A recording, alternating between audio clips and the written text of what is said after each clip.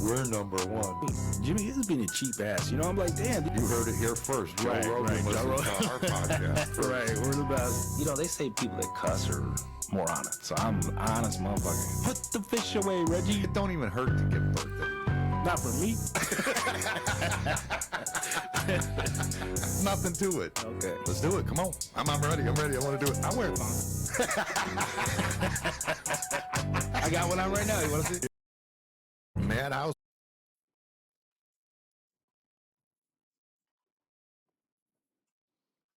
We're looking at special guest today, and the special guest is none other than stand-up comedian, actor, Lorain native, Southview graduate, and a friend. Let's welcome Mr. Shawn Gnandt, also known as Beaker to us Southsiders. That's great. That's great that you got 3/4 of that right. One, I'm a Southview dropout. Nah, me too. So that's Did you really? Yeah, Did you get your GED? I did, yes. No, actually, I never even got my GED. I never needed to. So you lied just now, and then you recovered really quick. Okay. Yeah, actually, I lied. Well, I lied in carpenter's because I was I went to carpenter's apprenticeship school. Right. And I had to lie and say I had it, and They didn't check. they never checked, I guess. So That's great. I mean, I graduated from that. If that means anything. That makes me feel good about all their work that they double check shit. No, I dropped out. I failed government class. Government? Miss Volak. And I don't even know why I still know her name. That's ridiculous that I know her name and I can't think of like useful shit. But I failed her class and I just needed to take that class in summer school. They're like, hey, if you take this class in summer school, you could graduate. And I'm like, summer school? And here we are. I'm not doing it. I'm not going to summer school. I was going to go to the detention home. Because I had missed too many days. Like, I had skipped all the time. Like, my mom would drop me off, and I'd go out the side door and go over to Shane's house or something, smoke weed or whatever. Me and Eli, I don't know if you remember Elijah Santiago, he and I got in so much trouble in school. Like, we'd get kicked out, we'd get kicked out of class, like, every other day for just dumb mom jokes, really. All the things that I wound up doing later in life, like stand-up and crowd work or any kind of auditioning, I learned all that in class. Mr. Mishak's, another math teacher named, I don't know, lives rent-free in my head. But I learned all that from you guys. Campbell's Buffet, where we worked as 15-year-old, 16-year-old kids. I learned all that shit from there. I didn't know that you had any interest in being a comedian. Like, it was weird, like, because I probably learned, like, maybe 25 years ago that that's what you were doing at that time. Oh, wow, yeah. And I was like, oh, wow, Beaker's doing, that's pretty awesome. Yeah, I think it was like after Facebook came out, basically, is when I started to learn that you were doing stand-up comedy. And I was like, I had no clue. I mean, I didn't know what happened to you after Campbell's. You know what I mean? Who knows? Yeah. You know? Oh, yeah. We all went our own ways or whatever. Yeah. And I'm like, you know, he always was kind of funny, but I didn't think he was trying. I just, I knew we were laughing at him. I'm not sure it was with him as much. So, hey, yeah. Now that I think of it, you son of a bitch. That shit hurt, bro. One of the ones that sticks out is Campbell's. The one that every time I think of you, when I think of Campbell's, I think of the day that you called off sick and Pee-wee came and got you. Do you remember that? Oh, man. Pee-wee, man. I miss that dude. Yeah, what a great dude. He was a good dude. But he came and got you and was like, nope, not today. I'm leaving. And he had an awkward or an odd voice. Nah, Beaker. Nah. He had to like talk from right here. And dude, I remember one time we had like some game at Campbell's Buffet. It was a dart game where like if you got shot, so tagged. much fun. Do you remember that? Fun. We had to so much fun. You dude. drew a name out of a bucket and and I think something like that. And like if I got you, I had to shoot you with it. We had to all go out by like little dart guns or BB gun.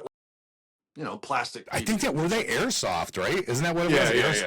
Yeah. And nobody was using a Red Ryder. Come to work with a patch, carving meat. Hey, what happened to your arm? Let me see that eye, kid. It's all. You want some ham now? Carving shit. But I remember Pee Wee drew my name, and Pee Wee was always come over to my house or something, either to get me to come to work, or and my mom set me up because he drew my name, and my mom was like, "Hey, there's somebody from Campbell's here to see you," and I opened the door and I saw Victor's car. Remember Vic? Yeah, the Festiva, the white Festiva. The clown car, man. Yeah. Everybody from Campbell's fit in the little Festiva, and somehow he found room for big ass speakers. But I saw them, and I could hear Victor's car bumping in the driveway. I'm like, why are they here? And I opened the door a little bit, and Pee Wee had like this nervous face. What's up, Beaker? And he was like reaching in his back pocket. I'm like, what are you doing? And I put it together. I was like, oh shit. He started laughing. And I was like, oh shit. And he pulled his gun out, and his dart gun, or whatever it was, and he shot. And it just missed. And for some stupid reason, I ran. I didn't shut the door. I ran outside. I ran past him. And he followed me all the way down 37th Street to almost to Tacoma. I don't know if you know that area. Yeah, you know the area. Of course I know that area. Yeah. But he followed me and shot me. We're just by the time we were to Tacoma, we were so out of breath and laughing and crying, and that he just basically just threw the dart at me. He was like, "I got your ass, man." Those are some good ass times. They got me outside of my grandma's house. Who was it? Who drew your name? Baker. So, well, you know what? You should have ran past him because Baker's fat ass wouldn't be chasing you. Pee Wee told me he was borrowing Baker's car. We were going to go get whoever I had. I can't remember who I had at the time.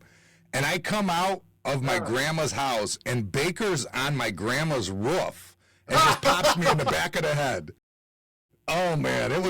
We talked about that on here, and some of the guys that are in the bar are like, we've got to do one here. It's much fun.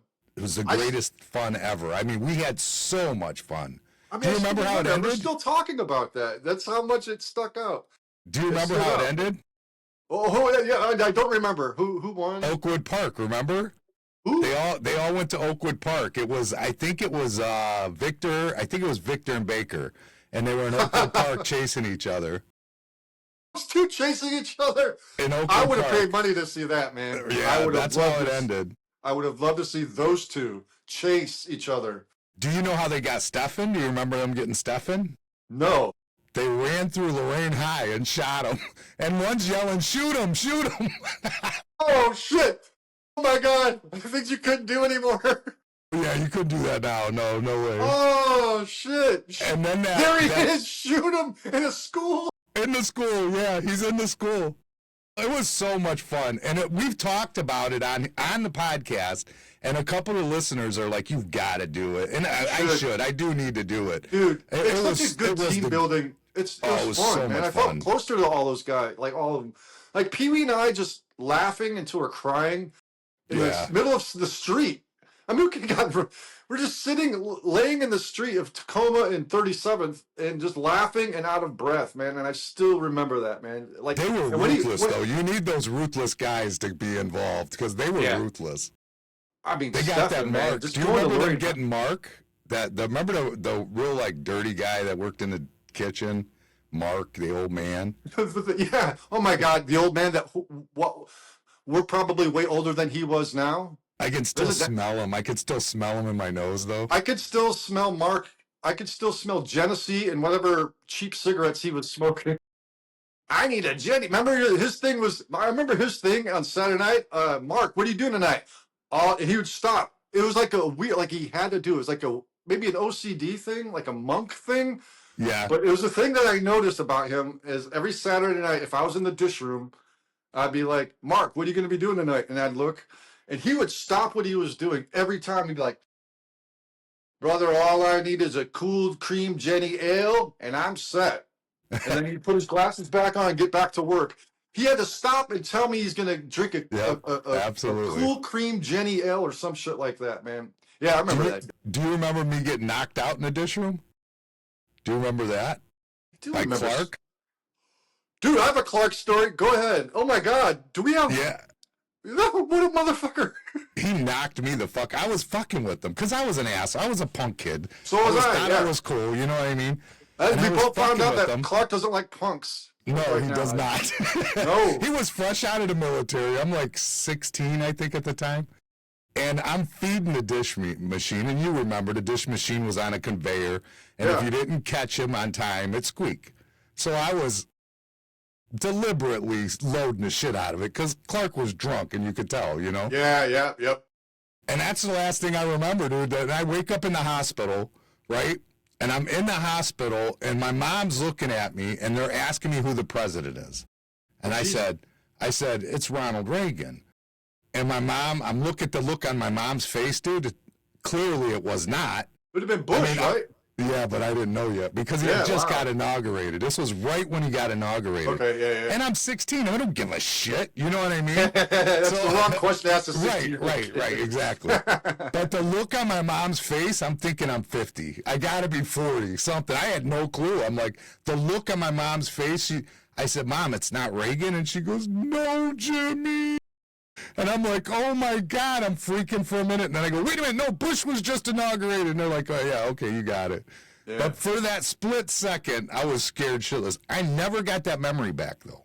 Wow. And I clocked in and out that day like something like 18 times for some reason at the time card when I was trying to clock. And then somebody was like, he's dazed. He needs to go to the hospital. And somebody took me. Wow. But what it was I busted my head. He hit me hard, but I busted my head on the dish machine in the back behind me is what happened. But yeah, he rocked me pretty good. That's how he got fired from there, actually. Wow. Okay. Wow. So what's your Clark story? Well, he didn't punch me, but he was looking to. Speaking of coming to schools, we were jawing back and forth in the dish room, and again, like I was, a punk kid. I was pretty good though, but I like looking back at it now. I'm like, I didn't know. Sometimes I'd step over boundaries. I still do it, but I'm really good at it now. I'm like, okay, I know boundaries now as an adult. But then I was just like, I just want to be funny, right? And I don't know what I said, but I was on him and just ripping him to shreds, and he was a grown-ass man. He was a grown-ass man. Fresh out of the military. And now I think about it, now I think of it, like, what kind of mentality is that you go punching kids? You know what I mean? He wasn't exactly like, Like, there must have been something like, the reason why he went to the military is to get his life together, is like, because even after the military, he was showing up to work drunk. I mean, everybody used to, with like, the military in the 80s, 90s, who knows what they could have done to him. That's true. I mean, like, could have been under really all kinds of testing. Yeah, but like nobody, I think about that back in the day, like Baker and all those guys, Kevin, like they were older than us. They were probably, Baker and those guys maybe have been 21. And when you're a 16, 17-year-old kid, they're old. Yeah. I mean, they were going to bars and shit, like Sure. when the restaurant closed. I'm like, wow, what's that like? So, but they would never come. They were always talking about, let's go to the Jug tonight over on 28th or whatever. I remember, but they were always going to and getting messed up. They would never come to, and none of those guys did, but Clark did. Clark, I remember working with him and just going, damn, dude. Even scruffy ass Mark that we were talking about, Jenny Cream Ale, he couldn't wait to get out of work to drink. Yep. And I think that dude had a problem, but he wasn't. I never smelled alcohol in his breath. But Clark, I was mouthing off, and I must have said something. But the next day in school, he was looking for me. He came to school and was waiting for me outside. And they're like, I don't remember. It had to have been somebody from Campbell's, but they're like, that knew him. And they're like, yo, Clark's outside looking for you. Who? Clark. I think I actually remember that day. Clark I might have been work? told Clark? you. I might have. Yeah, and they're like, you. yeah, he's right out the front. And I like, I remember looking out the front door a little bit and like, oh shit, there he is. And he's just like standing there looking at all the doors. I'm gonna kill this, like, and and like me, when you have a nickname Beaker from the Muppets, you know a lot of different ways home from school. You know what I mean? Like, you ain't gonna get me, dude. You're not gonna. Wait, now I always wanted to know, did you have the Beaker nickname prior to working at Campbell's? Yeah, yeah. I'll tell you exactly. Because Who gave me that the lab coat at freaking Campbell's really set it off. Like, you know what I'm talking about? The carving, like, yeah. Like, it definitely made it look like it. Yeah, right. Sure. That didn't help. I just needed some orange hair on top. Right. Especially that they didn't make anybody else wear the lab coat. No, it's just you wear that. Yeah, there I am at the carving station. Would you like ham, turkey, or roast beef, sir? And that would be me, 1988 to 91 or 92 at Campbell's Buffet. But yeah, I forgot what I was going to say. But Beaker. You were going to tell me who named you Beaker, who called you Beaker. I remember the dude's name. And this is a dude's this is at least a name that's worth remembering, not like a teacher that didn't really mean anything to you. And nothing against those teachers, but this dude's name was Jamie Schuler. And I went to Lorraine High for 1 year. Not Lorraine High, Lorraine Catholic. Okay. I went to St. John's, and then St. John's cut out their 8th grade. And they're like, we're just sending everybody, if you want to still stay in the Catholic school system, Lorraine, I don't know what that was, but you can either go to, my mom was like, well, I don't want you to go to Whittier. I'm like, all right. So I went to Lorraine Catholic for 1 year, and looking like I did.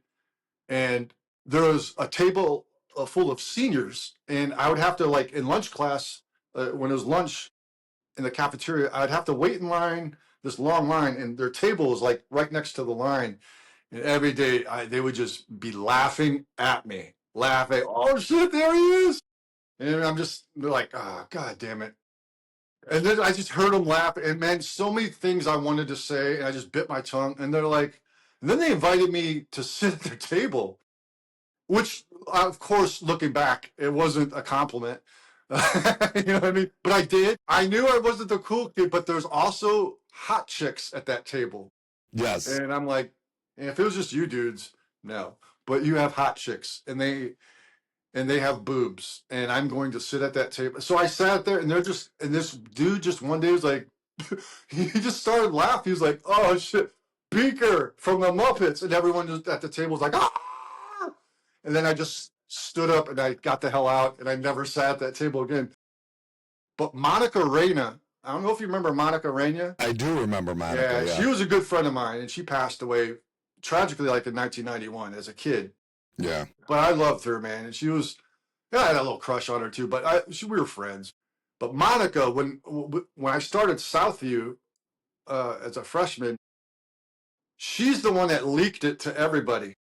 Oh, they called him Beaker, Lorraine Catholic. And once that got out, man, there was no table I could escape.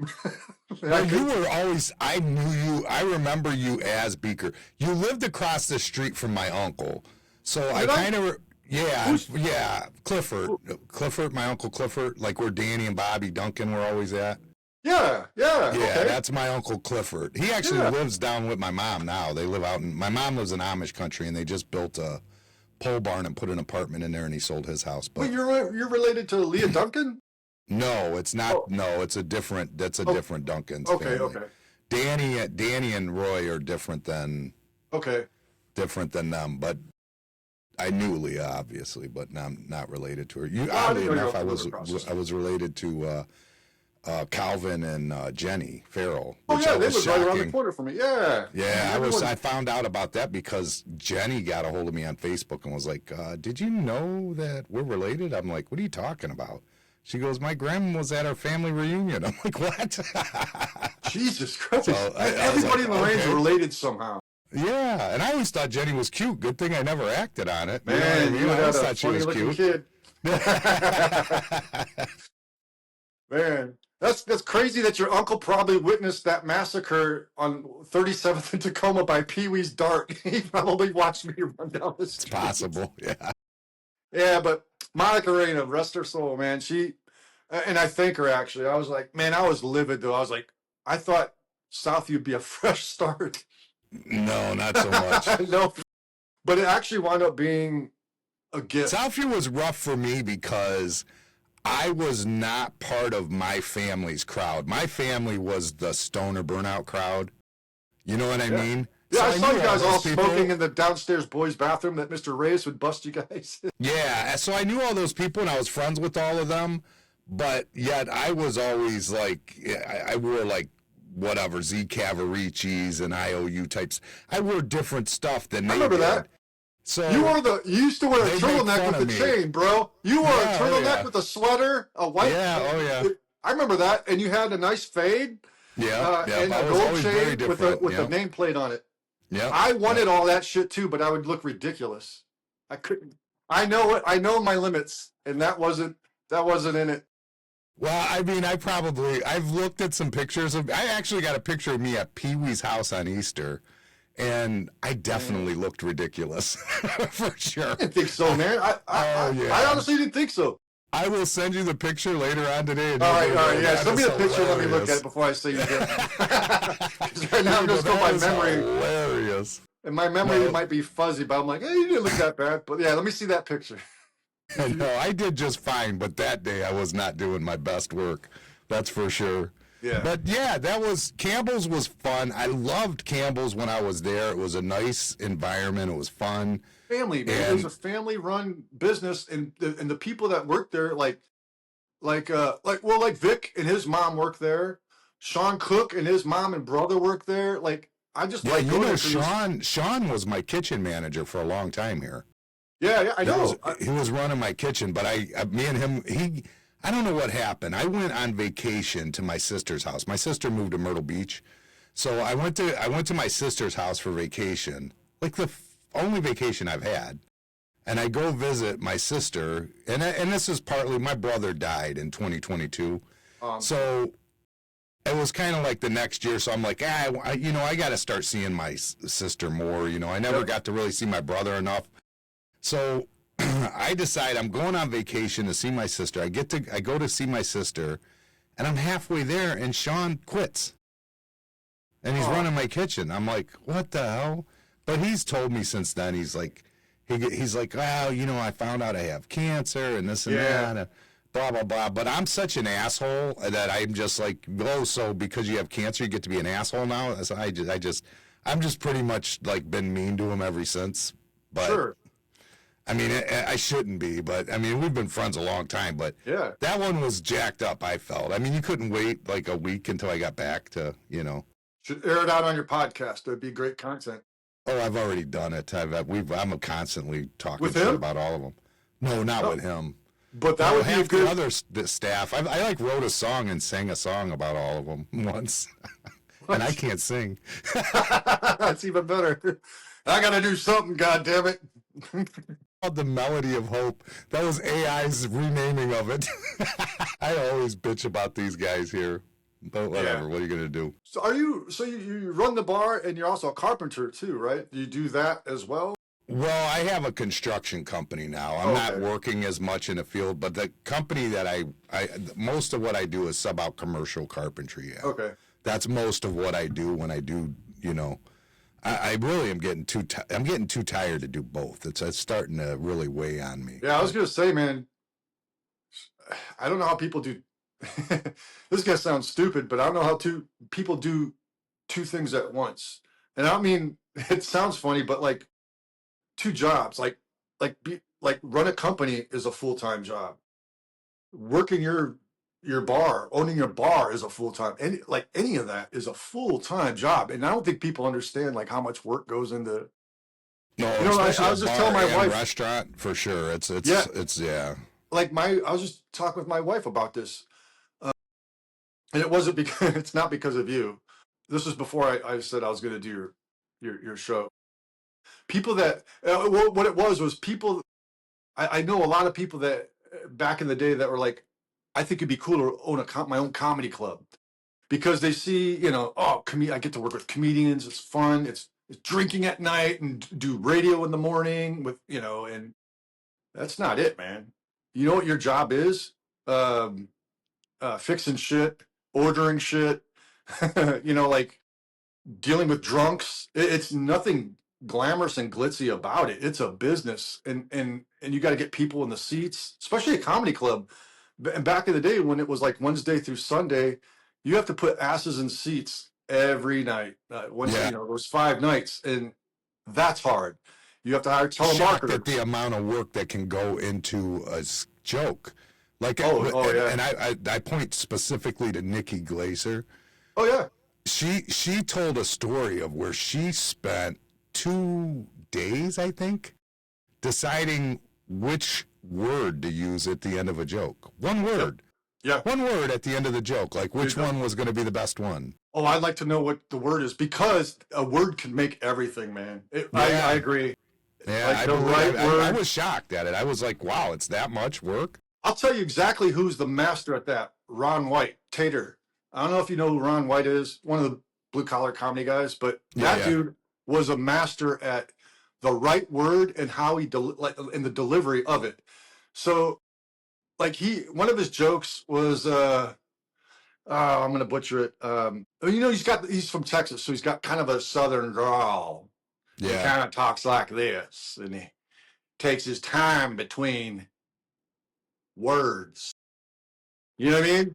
That's how Ron White, like that, just that. Maybe that he's cadence, thinking that about time. the perfect word when he's taking his time. Yeah, and well, the thing is, like, he's not. He's saying the same shit he said the night before for 20 years. Because at that time, the Ron White I'm thinking of, he's one of my favorite comedians of all time. Ron White from 1997 to about 2000. I don't think anyone could come close to him.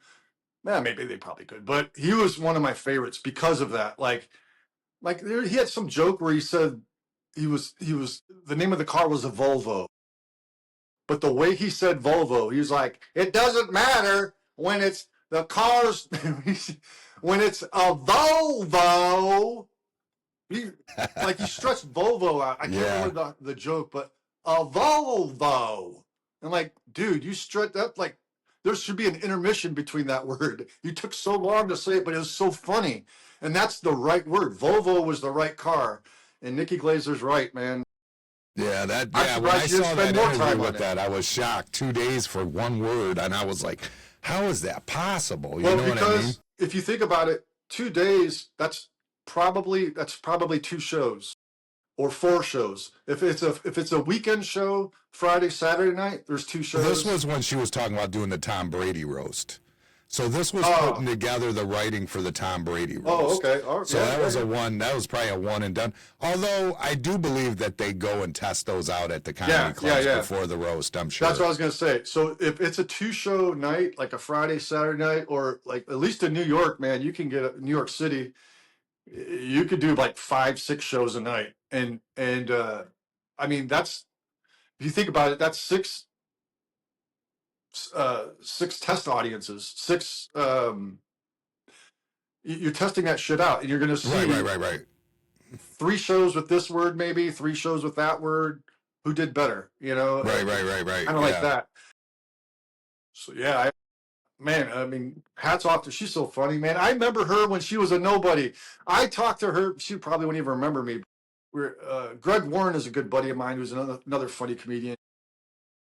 We were roommates when I first moved to LA, but he was always a champion of finding people that were good, and he'd kind of like take them under their wing. And she was one of them. I was one of, he helped me out early on, but he helped her out too. And I'm like, Nikki who? That's how long ago? Nikki who? No one knew her.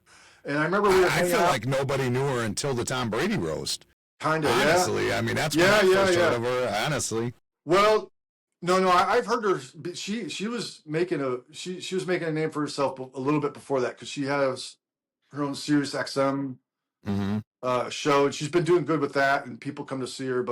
And that's the reason why she got to that Tom Brady gig. You know, she was already doing something, but then that just took her over the edge. But I remember we were hanging out here at some bar here in LA, and she was nervous. She's like, I'm going to Des Moines, Iowa next week at the Funny Bone. And I'm like, oh, yeah, I work that club all the time. Tell Paul I said hi, the owner of the club. She's like, who? And it's just like this scared, what are the crowds like? What are the audiences like? And she's from St. Louis, which is, and I know I work that club too. I'm like, it's easier than St. Louis.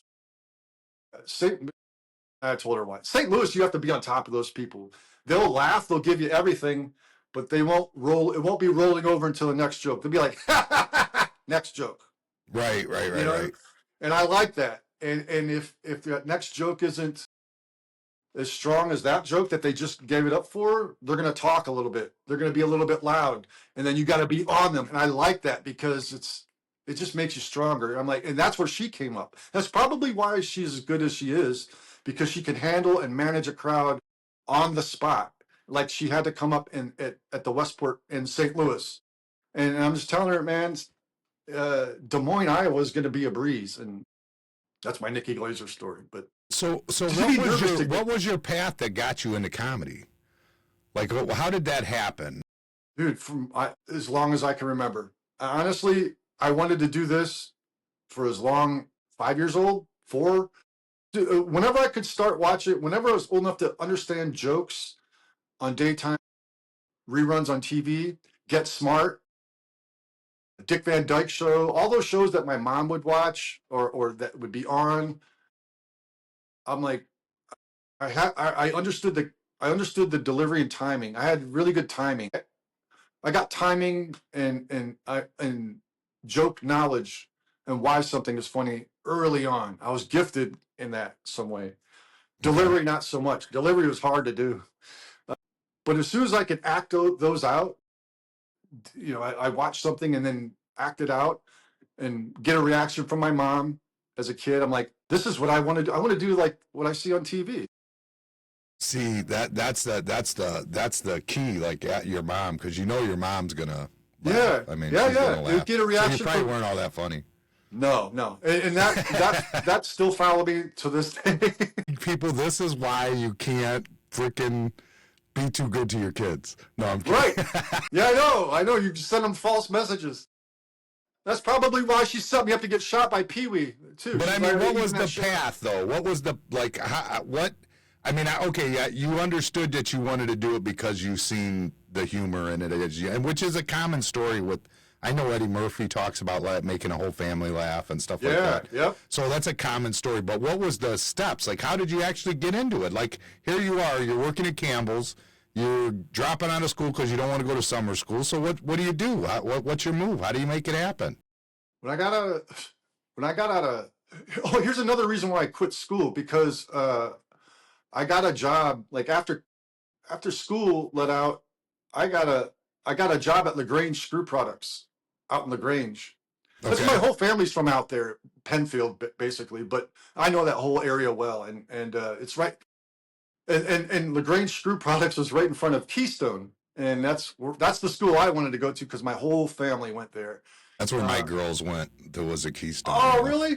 Yeah. Oh man, I have such a warm spot from Keystone for some reason. But my whole family went there, the Gnandts. But I got a job there. I'm like, I'm not going back to school. I'm making $5.50 an hour. I'd be stupid to go back to school. You know how stupid you are to go back to school? You're making $5.50 because I was making $3 at Campbell's. I was going to say, to put that in perspective, at Campbell's we got $3.35. Yes. So I mean, back then that was a lot of money, difference. Man. Yeah. Well, I don't know about a lot of money, but it was something. To me, but I was a machinist. But I kind of saw this path in front of me and I liked working on machines. I was working on I still remember it as a Davenport 5-spindle automatic screw machine, and I was a machinist. I was starting to learn setups and everything, and I enjoyed it. I enjoy fixing something that's broken, and I can do it right now. I like that. It's a sense of accomplishment. I'd later come to find out. It's like it was all laid out in front of me. I'm like, oh, but I got this. But I want to be an actor and comedian. I want to be a comedian and actor. I want to be on SNL. I want to be like Dana Carvey and Mike Myers and Chris Farley and Chris Rock, those guys. I want to be on that show. And there was back then, Scene magazine, I think there was in the back of the classifieds, there was like live entertainment, and you could go to Hilarities Comedy Club, which at the time was in downtown Cleveland, kind of like in the warehouse district at the time. Auditions and open mics, basically come see what you got. And I'm like, all right. And I did.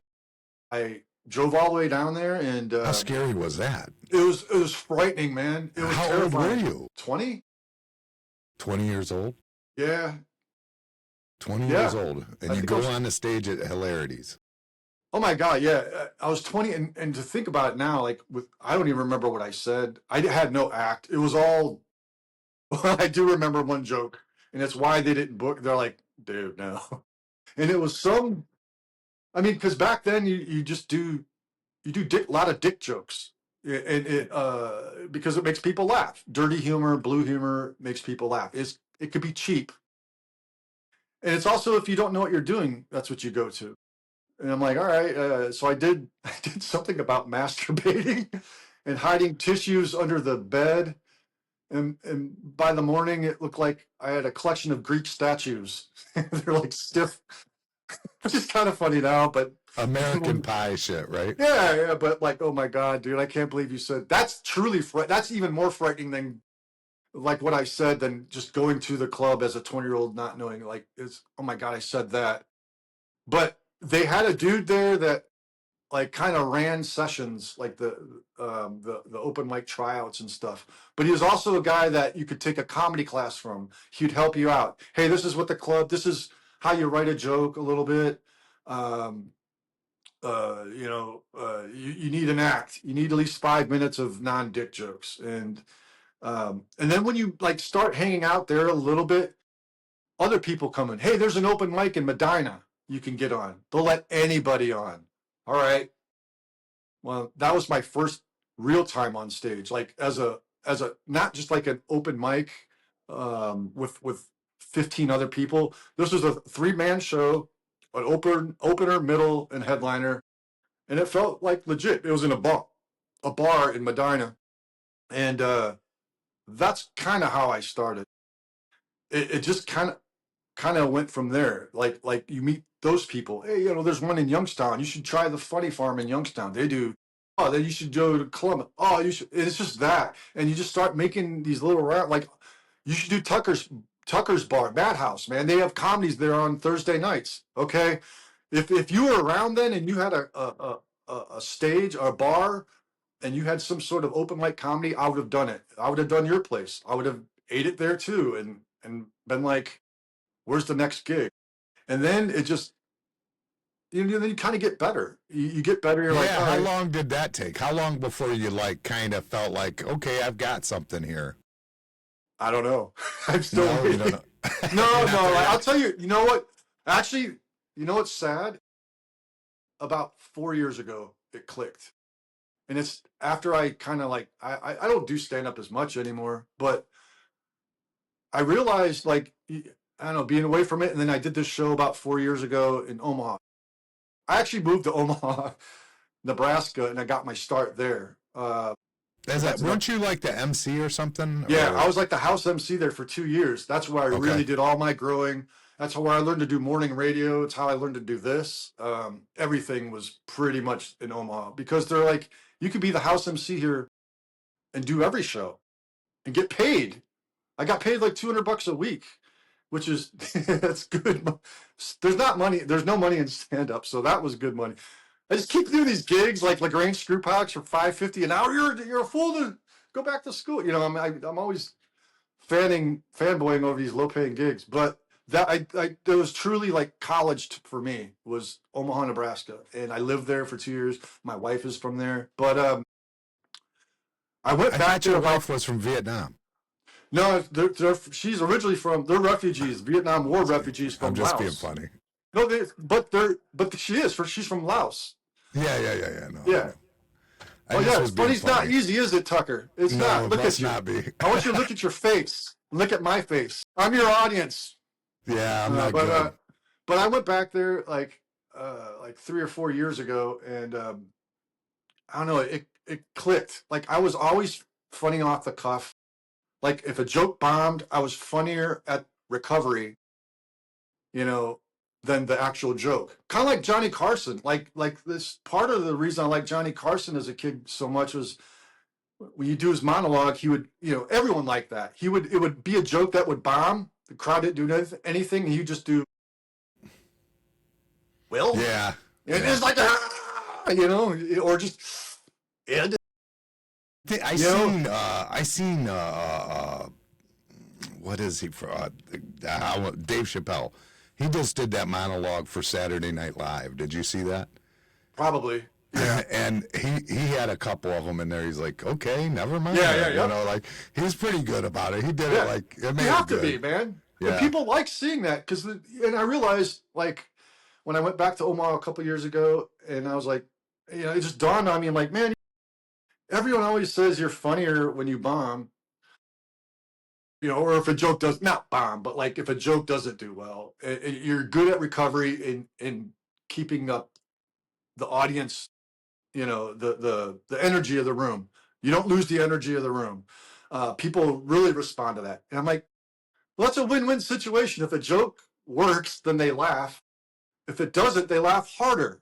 What am I trying so hard for? And man, it just all, and sadly, that's when it all clicked. Like, well, you were always funny, like just. Yeah, but you don't know that, man. Like it naturally, like in the dish room, you were funny. You know what I'm saying? Like it's just, I knew that. Yeah, I mean, you were funny back then. But that was part of what we did. Everything was off the cuff. I mean, let's be honest. Everything was off the cuff. Oh yeah, 100%. Yeah. So, but yeah, you got a lot of training. I did, man. Like I feel like my neighborhood, Campbell's, school, like that all. Do you remember? I'll tell you one story that it's kind of frightening. Do you remember Willie Burgos? He's kind of a big dude. Mm-hmm. And I remember we had gym class, and I remember my locker was next to his, and he was kind of like an overweight dude, but he was also big and tall. And as a 17-year-old, he was already losing his hair, which is fucked up. I don't know why I'm laughing at it. I shouldn't be laughing. I genuinely laughed at a man losing his hair at 17. His testosterone levels were high at a young age. That's all we're going to say. Yeah. So was his donut count, motherfucker. Anyway, but sorry. Hey, Brian Shepard still comes in here. Don't get me started. I'll send that guy frightens me. We'll talk about that later. But Willie Burgos, man, I remember my locker was next to his, and he was already, you know, there's already weight jokes, obviously, and those are kind of lame. But hair jokes, he was kind of sensitive about, and like losing his hair. And I remember, I mean, kids are just merciless, man. They're not gonna let up. And I remember he had this rule.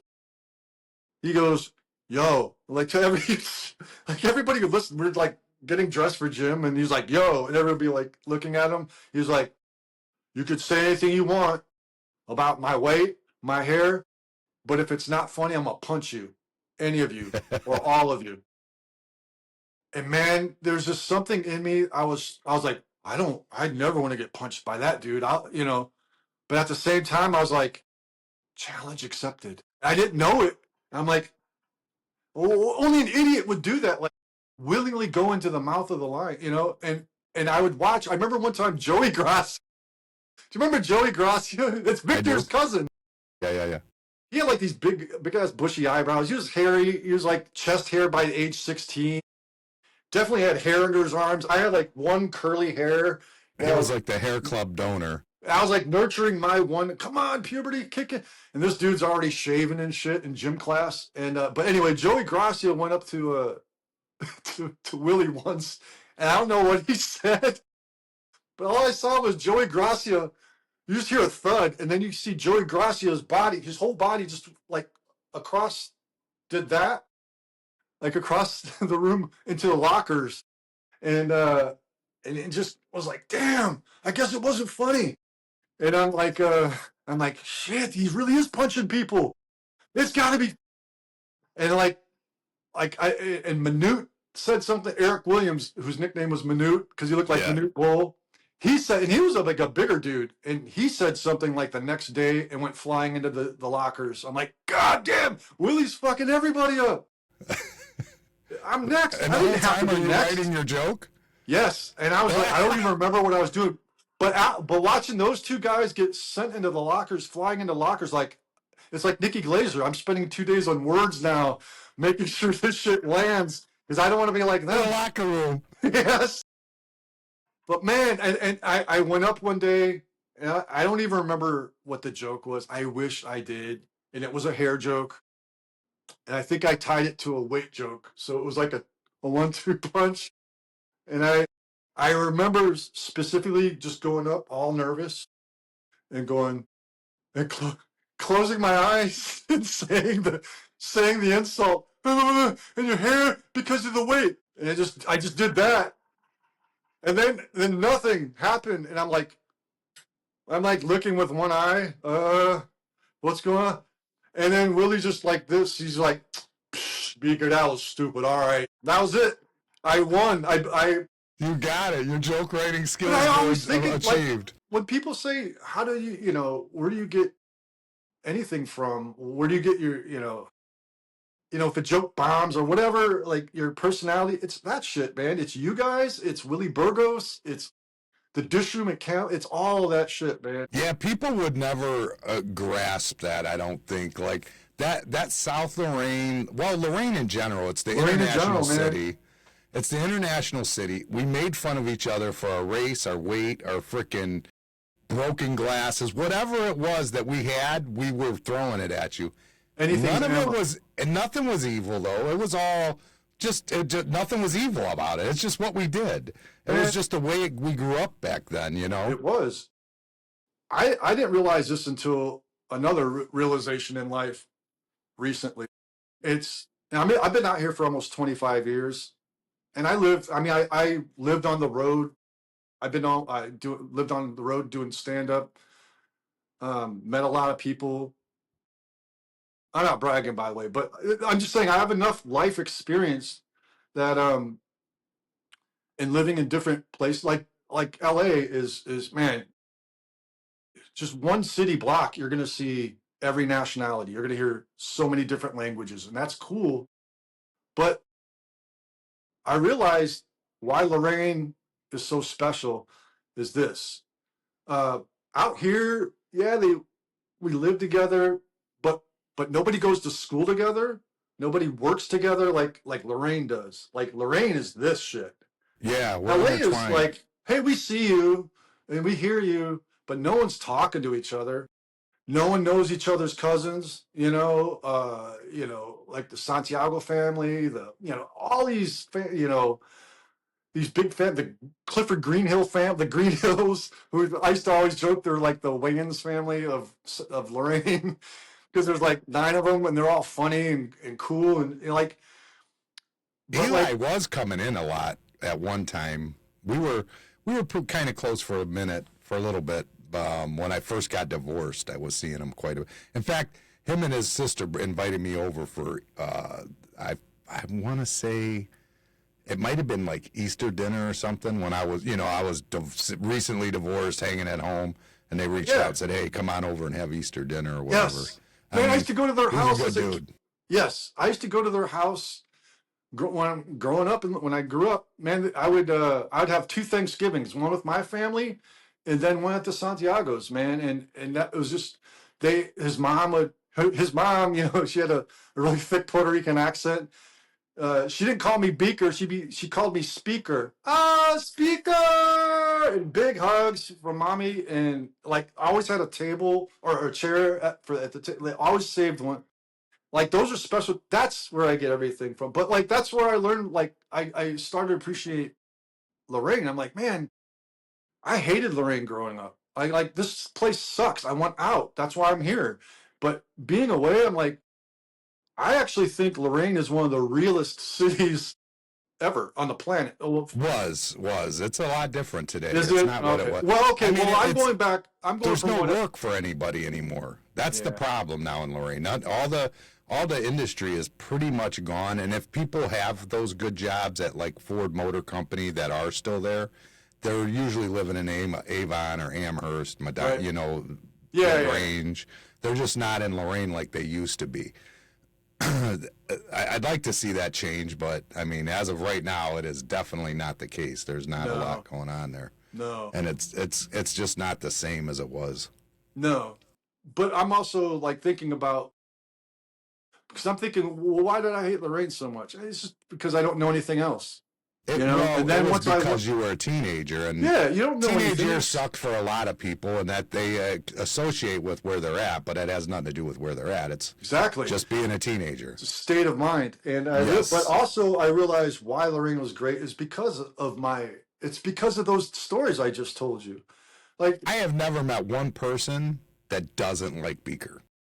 yeah. Hey, You know what I'm saying? And Dude. for as much as you've ever been, if you think like you ever got made fun of or you got this, or I've never met one person that was like, I couldn't stand that kid, or that kid was stupid, or that kid. I've never met anybody that has anything but, oh, that guy was funny, or he was this, or that. Nice. You know what I mean? Nice. You've never heard anything but that out of anybody. You know what I mean? That's nice to hear. That's just a normal. But if you listen to our conversations as kids, you definitely think everybody hated everybody. Yeah, I know no one hated me. I knew I was never hated. I just wanted to be funny, and I knew I think what it was I could stand. I could be a punching bag, but I'm a better counter puncher. And I knew that. I'm like, get some digs in, but I'm looking at you. You better not have a tooth missing. Your chain better be real. Those Nikes better, if you're wearing Pro Keds, you're fucked, bro. I'm gonna jump all over you. And I'm wearing Chuck Taylors. I don't give a fuck. Let's do it. Like, I was a brawler for jokes. Like I was Rocky. And I'm gonna beat you. I wish I had known that about you, that you were so into I didn't know that back then. I wish I would have known. Oh, yeah. But these are things I didn't realize I knew about me until you're older. You're like, you reflect. You're like, oh man, that's what I was doing. I mean, I'm jealous. I think that what you've done is awesome. I mean, not about living in L.A. I don't want to live in L.A. That's horrible. I love it, but I don't like the climate anymore. It's too hot. Well, I mean, your taxes are outrageous, and I mean, your neighborhoods are burned. I mean, how's your neighborhood over there? How close were you to Palisades? I wasn't close to the Palisades fire, but we were really close to. There's some fires over here we just bought a house out here. We live in the suburbs now. We moved from Pasadena to. I live in Santa Clarita. If you look at a map, if you look at Magic Mountain, Six Flags Magic Mountain, I live a mile from there. And back in January, this past January of 25, there was a fire in Castaic. It's a city. Yeah, I've seen that. Yeah, which is like 5 miles north of us. But dude, everything was ablaze, and just five. You realize that 5 miles with a fire is not that far, and we were in evac. We had a pack. It was the first time I had to we didn't have to get evacuated, but they're like warnings because the winds are so high. And 5 miles is nothing when winds are just picking up lit embers, and going for miles and starting new fires. Yeah. So we had to pack and get ready, and that really freaked me out. I want to leave. I don't want to live out here anymore, and I love it out here. But fire is a game changer, man. My sister lives in Myrtle Beach, and she just recently, well, she's not actually in Myrtle Beach. She's just basically, I guess she would be just, what is that? That would be west of Myrtle Beach, the first city in. And they had a huge fire just recently, right after the Palisades fires did. It was a mile away from her house. So when you say 5 miles isn't that close, I'm like, oh, wow, that's scary. That it's, if 5 isn't, then that was way too close. You know what? When we're done, I'll send you, I took video of right out front of my house, and I opened the door, and I just kind of walk out, and then walk, I just pan the camera a little bit, and you just see, it's unreal. The smoke clouds, they just billow and get bigger and bigger all across the sky. And man, and at night you can see them really well. We took a bunch of pictures at night. You could just see. It looks like Lord of the Rings. It looks like Mount Doom. Like that's where Frodo's going to go throw the ring into. Right. And it's 5 miles away, and it's coming. It feels like it's coming for you, man. I thought I would live out the rest of my days here. Now I'm just planning on maybe coming back to Lorraine. I don't know. But go to Austin. That's where you belong. It's pricey there too. I think it's actually just as expensive. It is? Austin now is, yeah, Is because it everybody, because there's a moved big over there? exodus. Yeah. A mass exodus. A lot of LA people moved to Austin. But the and now taxes aren't higher. The property values are, but not the taxes. You'd be shocked at the property values in Lorain, actually. It would they're pretty shock high you. there, right? It's unreal. I can't believe, like in Lorain County, when they're building right now, compared to my sister built a brand new house in Myrtle Beach.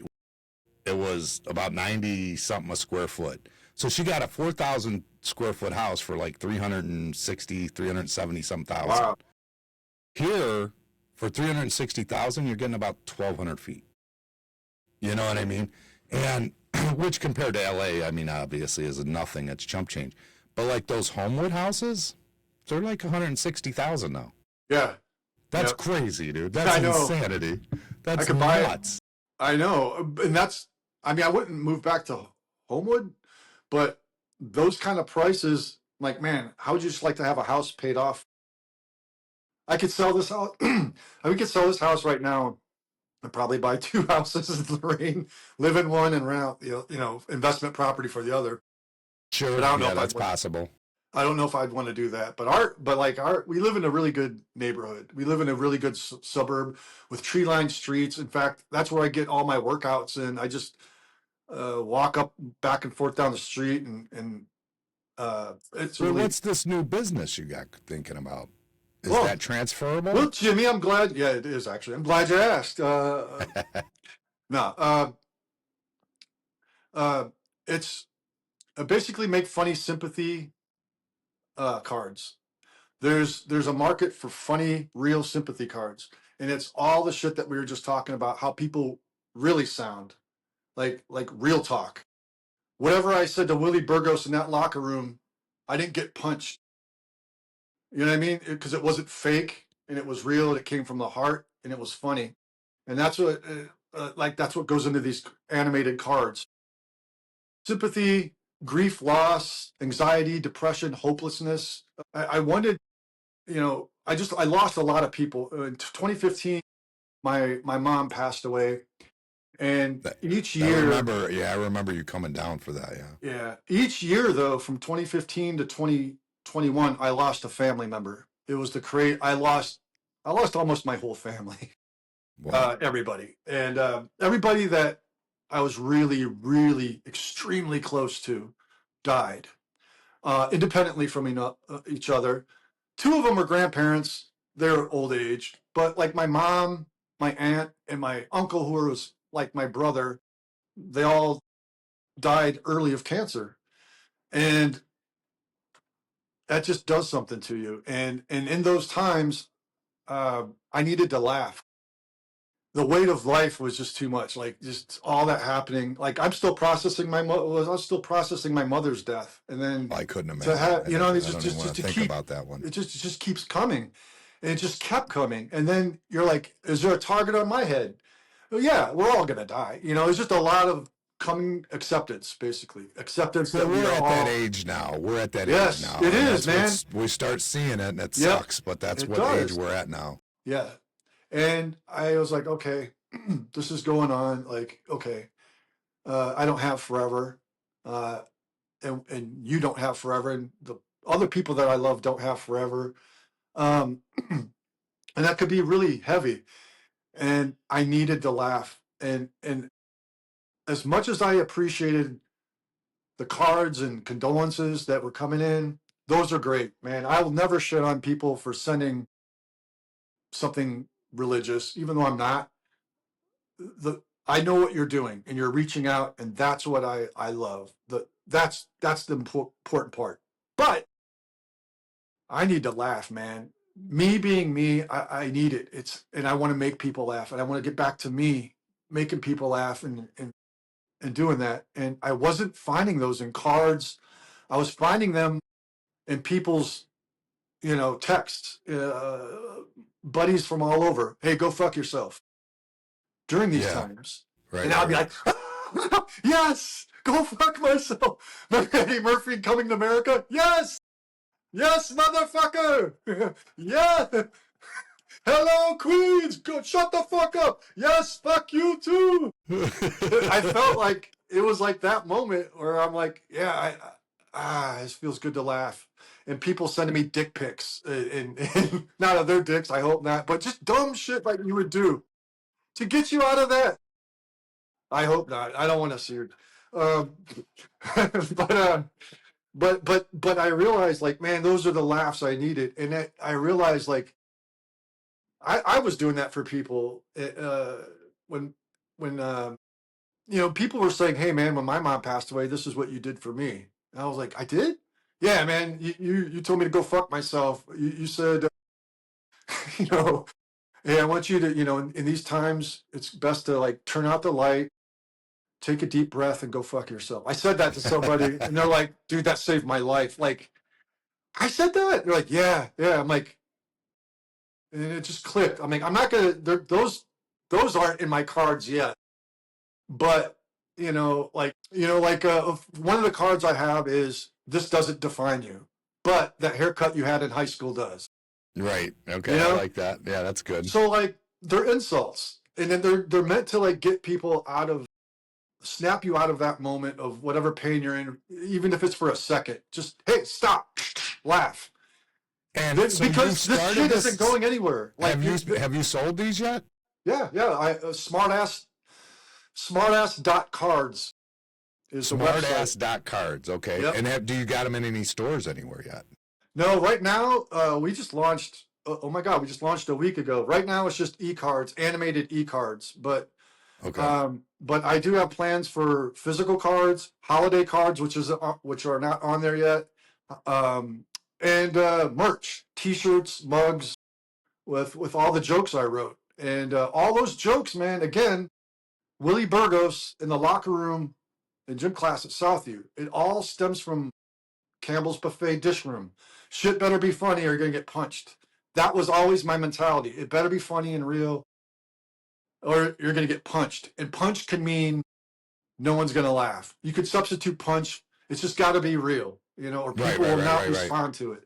People know punch in the gut if nobody laughs, right? People know when you're bullshitting or if it's just. And again, there's nothing wrong with platitudes. Hey, cheer up. There's always tomorrow. Yeah, thanks. So I wrote a card that says, hey, today might suck, but tomorrow might suck too. So like, it's that shit. It will. It's going to suck tomorrow. It's going to suck because the people that left you love, they're never coming back. But we have each other and we can laugh and you need to manage that pain somehow.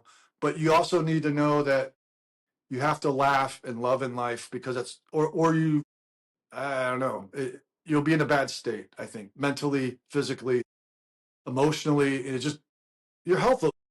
I don't want to, I know when that shit gets bottled up, it affects your body somehow. I don't know, you're not sleeping and then now you're getting colds more because your immune system, well, all that shit's connected. And I just think mental health is important. We have to laugh. We have to laugh because that grief and loss ain't going nowhere. It just has to get managed better. Sure. Yeah, there's nothing you can do. But my biggest loss to date now at this point. Well, my grandmother was a big loss to me too, but definitely was my brother. Too. My brother, when he came from, what he did was he went to Hawaii. How old was he older than you? I don't think I remember. Way younger. Yeah, way younger. He didn't live with my mom. He lived with my dad. Okay. See, my dad, he was my half brother. My dad had two kids, my brother and sister. Okay. So my brother, when he graduated high school, he came back here and worked for me in the Carpenters Union. He served his apprenticeship, topped out as a journeyman. Then my sister started at Marshall University. And when my sister started at Marshall, he went down to visit her and thought, I want to go to college. So he, as a journeyman carpenter, just quit and went off to Marshall and went to college with my sister. And he's got was part of the fraternity and all that. He was a frat boy. But oddly enough, when he was here, he wouldn't cuss, he wouldn't drink, he wouldn't smoke, none of that stuff. Obviously, college years, he started drinking. Well, then he went to Hawaii because they had like a transfer to Waikiki, like as he was graduating and he worked at Outback Steakhouse. So basically, he could go management training in Waikiki. Like, yeah, I mean, why not? You know? Yeah. So he did it, and then he came back for like a year, and then he went back again with the pipe yard because he wasn't happy with his situation when he came back. But either way, when he had nothing out there. I mean, everything's so expensive, and all, you know, it's just hard to live out there. And we had a conversation, and he over COVID, like during 2020, and he decided he was coming. He wanted to come back home, and he helped me with the restaurant and with the construction company, and I thought, man, that's perfect. I mean, who better? You know what I mean? Yeah.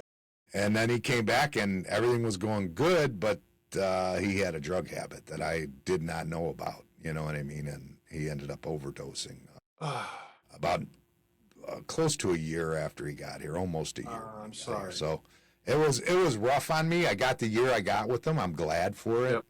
But it was probably the roughest thing that and it's one of those that now, like, it's been like 4 years, and literally it catches me off guard when I mean, I think about it a lot. Obviously, I can't go through too many conversations without bringing it up, but I mean, there's times when I don't even realize it, and the next thing I know, I'm in a deep thought that's got me all upset, and it's horrible. It absolutely is horrible. You know what I mean? For anybody that would have to deal with that. I know exactly what you mean. Yeah. So it doesn't matter how people go; they're gone, and that's what.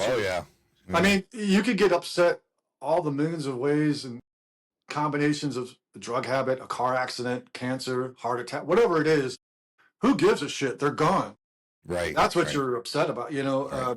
But yeah, like, and I found a trick too. Like you, man, I do it all the time.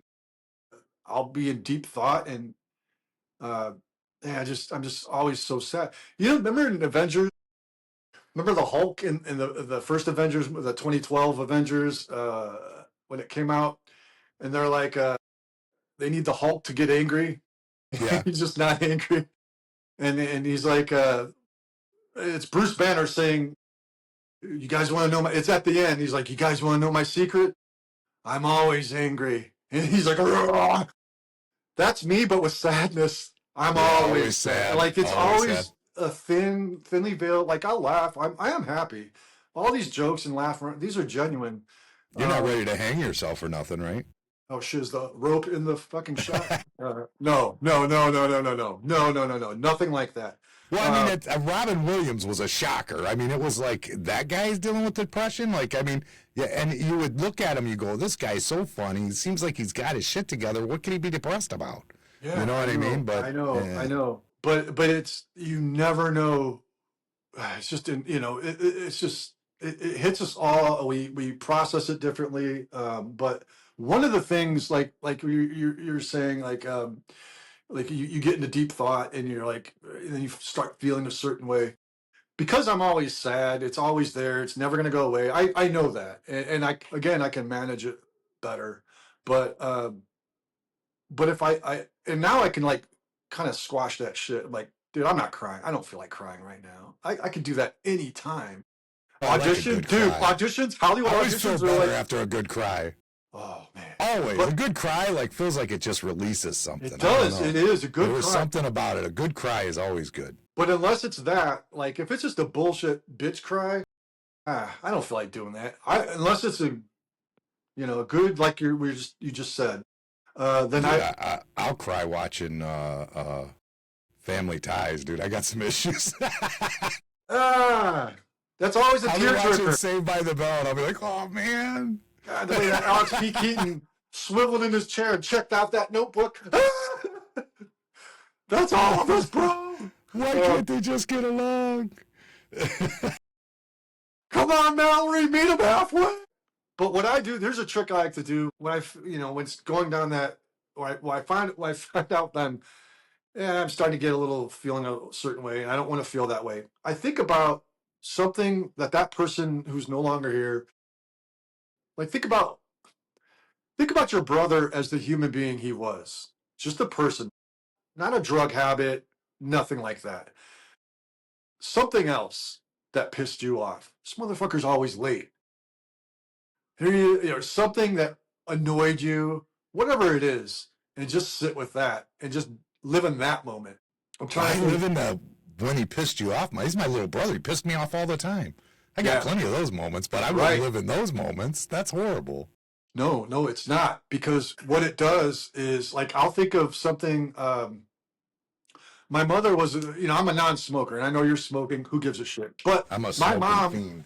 My mom was like was a really inconsiderate smoker. So like back in the 80s, like growing up, we'd go to Bob Evans and eat. She would slam her meal and then light up, like. And I remember we'd get into a lot of heated arguments, and I'd be like, and it got to the point where she'd eat and she'd go, and she'd preemptively, she'd get done. She goes, I'm going to hold it under the table. What the fuck is under the table? Oh yeah. Smoke just stops billowing when it sees the ceiling of something. It never spreads. Fire never spreads when it's. When we were at Campbell's, remember we had the smoking section? Oh my God. Yes. It was the same room. I'm saying, Bob same Evans. Same exact room. Airplanes. This side's smoking, this side's not. Yeah, airplanes. The back is the smoking section. If there's a smoking section in any establishment, the whole building is smoking. Yes, absolutely. You know what I mean? Like, so we would get into like a lot of heat. Please, let me finish my meal first. You're not smelling it. And I could just see smoke, and then and then I see you too, like that.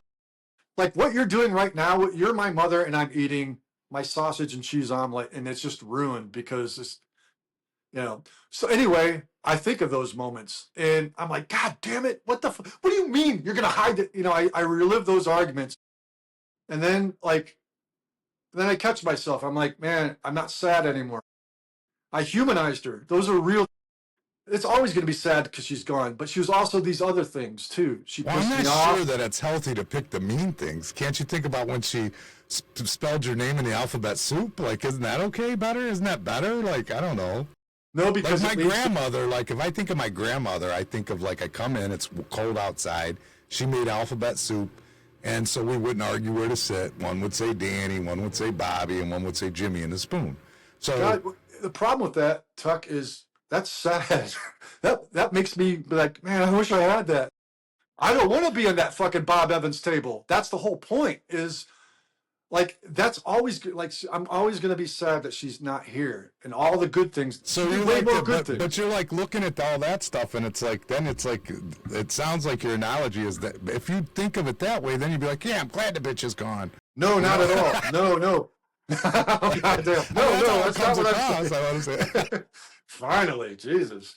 Where is that will? I was tired of going to that cancer ward. Jesus. Do you know how inconvenient that was? No, but Jesus Christ. But that's what I mean. Like, is like all the good things, all the sweet things, that a billion more than the bad things. But that's what I mean. She was other things too, like all the sweet. It rounds their memory out. It humanizes them. To me, at least, it's not that I'm glad she's gone. No, I miss her every day. I think about them all every day. There's a picture right there. I talk to them every day.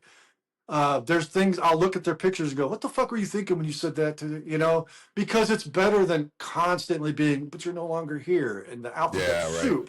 You know what I mean? That shit. Like, it's easy to always miss them for something fun. Like your alphabet soup or playing catch with my uncle, like long toss, baseball. Oh, those are the best years. Like one of the things that with my brother is years ago when he was an apprentice, me and Jimmy Dean was the journeyman I trained under. Also, who I started my first construction company with. Makes great sausage, by the way. Go ahead.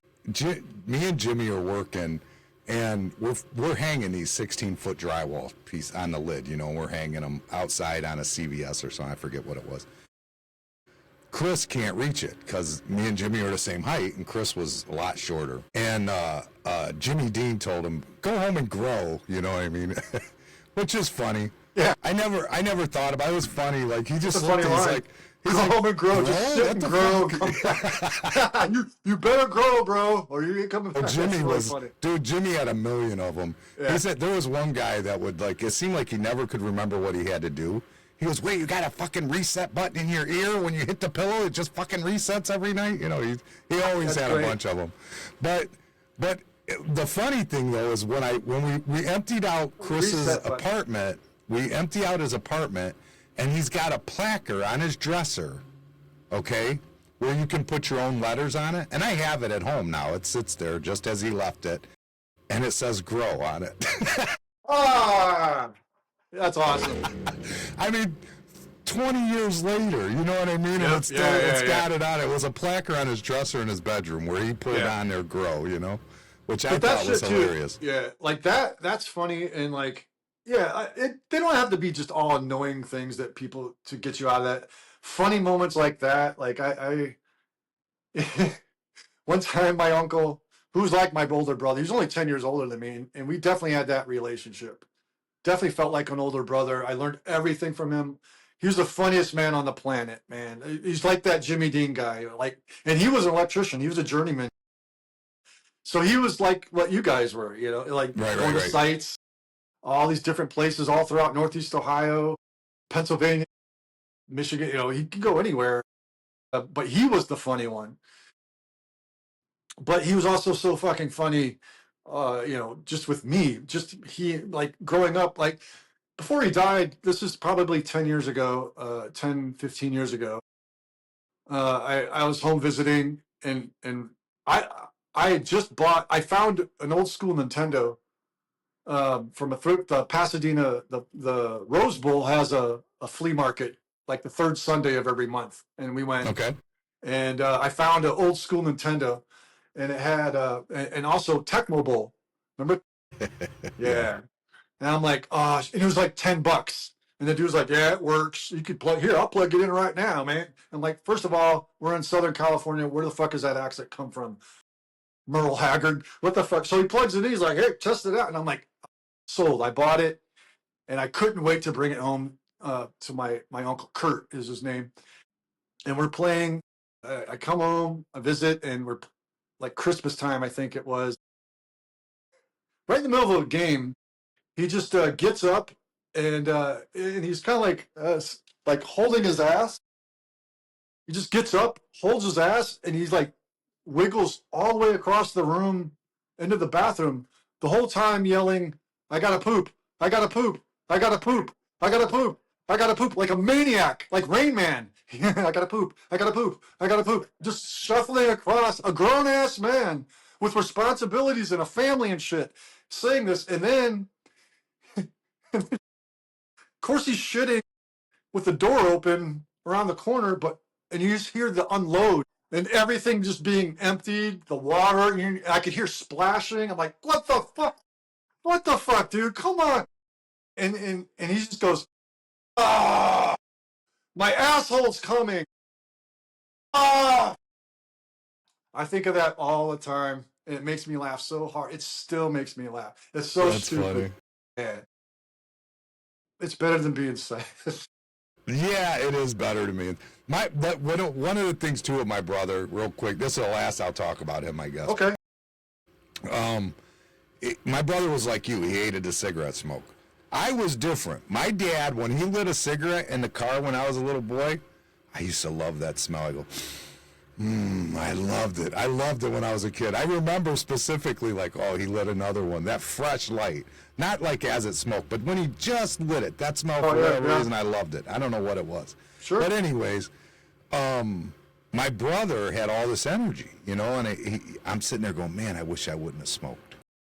I go, man, you know, I mean, if I had never smoked, I'd have energy like him. I mean, he's bouncing off the walls. Well, I didn't know he had a coke habit like that. I had no idea. I literally am thinking of myself like, I'm just like, damn, I really fucked up. I should have not smoked. What a great excuse. Now, like when you look at someone, they're like, how did this person do it? It's probably cocaine. That's what whatever it is. Right. But I'm so like, I've never done coke in my life. I've never done it to this day. I've still never done it. Yeah, we talked about it. You said that the comedian flop houses was kind of a thing. You said at one time. Yeah, I remember. I've done it like probably a handful of times, and it wasn't my thing. And it was always like, I mean, you talk to any addict or anybody in recovery, they get mad. They'll laugh. Like I have a buddy who's a comedian. He's been in recovery for like 30 years or something. Man, talk about some stories. This dude, really quick. It's one of my favorite stories ever. And he's a comedian and he does a lot of like, he'll do prison shows, detention home shows for kids, and he's just funny, real shit too. He doesn't pull punches, and he's not an asshole either. He just knows how to talk to addicts, and he knows how to reach them. And this is when he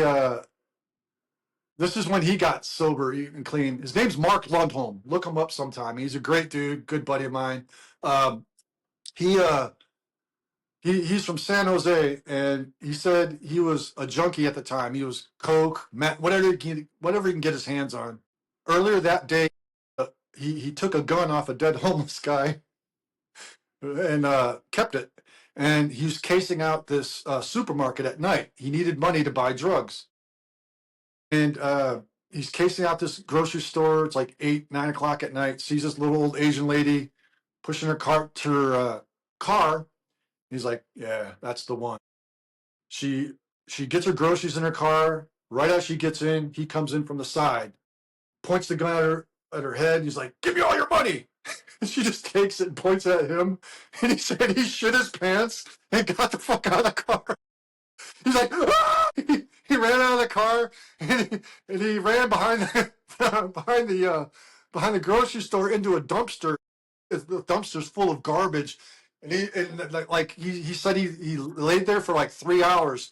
He could hear the cops and everybody, because she called the cops and they're like looking for him and shit. And he's just covered in spinach and whatever garbage juice in his mouth. And he's like, and then the gun didn't even work. I found out because she was like, she's gonna shoot him. Wow. She was gonna fucking, and he was like, he got clean, and man, that dude is so great. And that's what made him get clean? Yeah. That was it. That was the move that made him do it, huh? I mean, what are you waiting for? You've got garbage juice in your mouth. Like rock bottom. I mean, it does sound like it. And a little old Asian lady took a gun from you. Give me that. You're not the tough guy you think you are. Like that's a great time to get clean, like reassess. But yeah, I forgot why I brought that up. I brought Mark Lundholm up for a reason, for a story, and now I forgot. I told that story, and now You said he was really good about talking with people, or talking to people with addiction. You said he's very good at that. Yeah. Yeah, but there was a point. Yeah, I know, but there was a point to it, and I lost it. You lost the point. There you go. I lost the point, but so who's this wife of yours? What's this wife of yours? What? Yeah, what's this wife of yours? You've been with her how long now? I what? How long have you been with your wife now? 22 years. 22 years? Jeez. Yeah. Is she retarded or anything? Or? Well, there's something wrong with her if she's with me. No. What does she do? What's her story? She works in HR, but she's originally, like, when I met her, she's from Nebraska, and she was an attorney. She practiced law. Got her. She was a deputy county prosecutor, and no kidding. Yeah, like I watched her prosecute cases, and I was like, wow. But then we moved out here, and she was like, I'm not taking that bar exam again. It's the California bar exam, I guess, is one of the hardest. She's like, plus what she had to do in Nebraska, it wasn't like, she was a prosecutor, a deputy county prosecutor in a small town that she'd also have to take turns as go out on coroner report or investigative reports. So like one time she got the call at night, and they had to go to a trailer park, and then like she had to go along with a doctor and a coroner to investigate a baby, an infant that passed away. And what it was the infant was dressed in like warm clothes, like, but couldn't, I guess, roll over, and so the baby suffocated. Downer of a story, sorry, but that's why she also left. She's like, I don't want to do this. This is not what I signed up for. Like it stayed with me, and like I'm done. But you know, a funnier story is I watched her prosecute this case, this drunk driving case. This guy is this truck driver, and this is like his fucking fifth DUI or some shit. Not as a truck driver, just as a civilian or like a regular guy. He gets pulled over, and this is the absolute last time that he can get a DUI, and all of his licenses are going to be revoked. CDL, his regular license. But he was in his regular pickup truck and on some Nebraska highway and gets pulled over. It's one of those where he's like, step out of the car. He opens the door, just nothing but cans fall out, beer cans. Like basically a case just tumbles out. Remember in My childhood. yeah. But anyway, so this guy, not only that, he fails all of his he's the like walk a straight line. He's like, oh, doing all that. He can't touch his nose. Fails everything. But he's got to. This is his last. He's got to fight this because now his means of making a living are at stake. Sure. Yeah. So he's like, I got to take this to a jury, and he does. And I got to watch this. My wife just this guy's just fighting everything, and it was so bad that I felt bad for the guy. Like my wife is just laying into him. You mean to tell me all that shit? She had like a big board where she goes like, look at all the things you failed. All of these. Let's just say you passed 5 of them. Look at the 25 things that like. And I'm watching this guy. He's in his chair and he's just doing this. Just getting smaller and smaller in his chair. He's fucked. And I felt so bad for the guy. I was like, I wanted to defend him. I wanted to kick his defense attorney. Like, dude, I got this. I know how to fight her. I could beat her. I had enough arguments with her. I got you. Like, I wanted to go, dude, just sit up, go, Your Honor, I don't know what I was thinking. I swear I'll never do it again. And I promise I'll unload the dishwasher when I say I will. No further questions. Or whatever that is. He would have beat that case. He would have still had his CDL. But yeah, she fucking nailed him, man. But that other thing, what? Sorry. We had the Lorain County prosecutor on the podcast. Oh, what? He was on, and he actually just got out. He's out of office right now. But after being on our podcast, he went on Joe Rogan's podcast. Oh, shit. Wow. What was it, the 10th, I think, of this month he was on, or the 11th. Maybe it was the 11th. He was on Joe Rogan's podcast, and he was the Lorain County prosecutor. When can I expect a call from Joe Rogan? I mean, I got your call. That's great, Tuck, but, Well, that's all that matters, isn't it? Yeah, you're right. You're right. Wow. How did he go from, and I don't mean this in any disrespect, how did he go from your podcast to Joe Rogan's? Well, okay. How did he get to Joe Rogan's podcast at all? Really, not. Well, it had to do with a guy by the name of Josh Dubbin.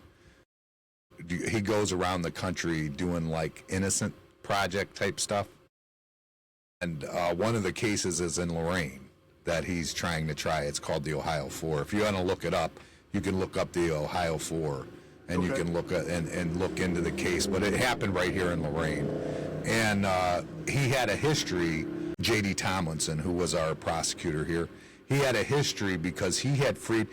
I don't know if you remember. Do you remember the was it Head Start kids that got molested or whatever supposedly?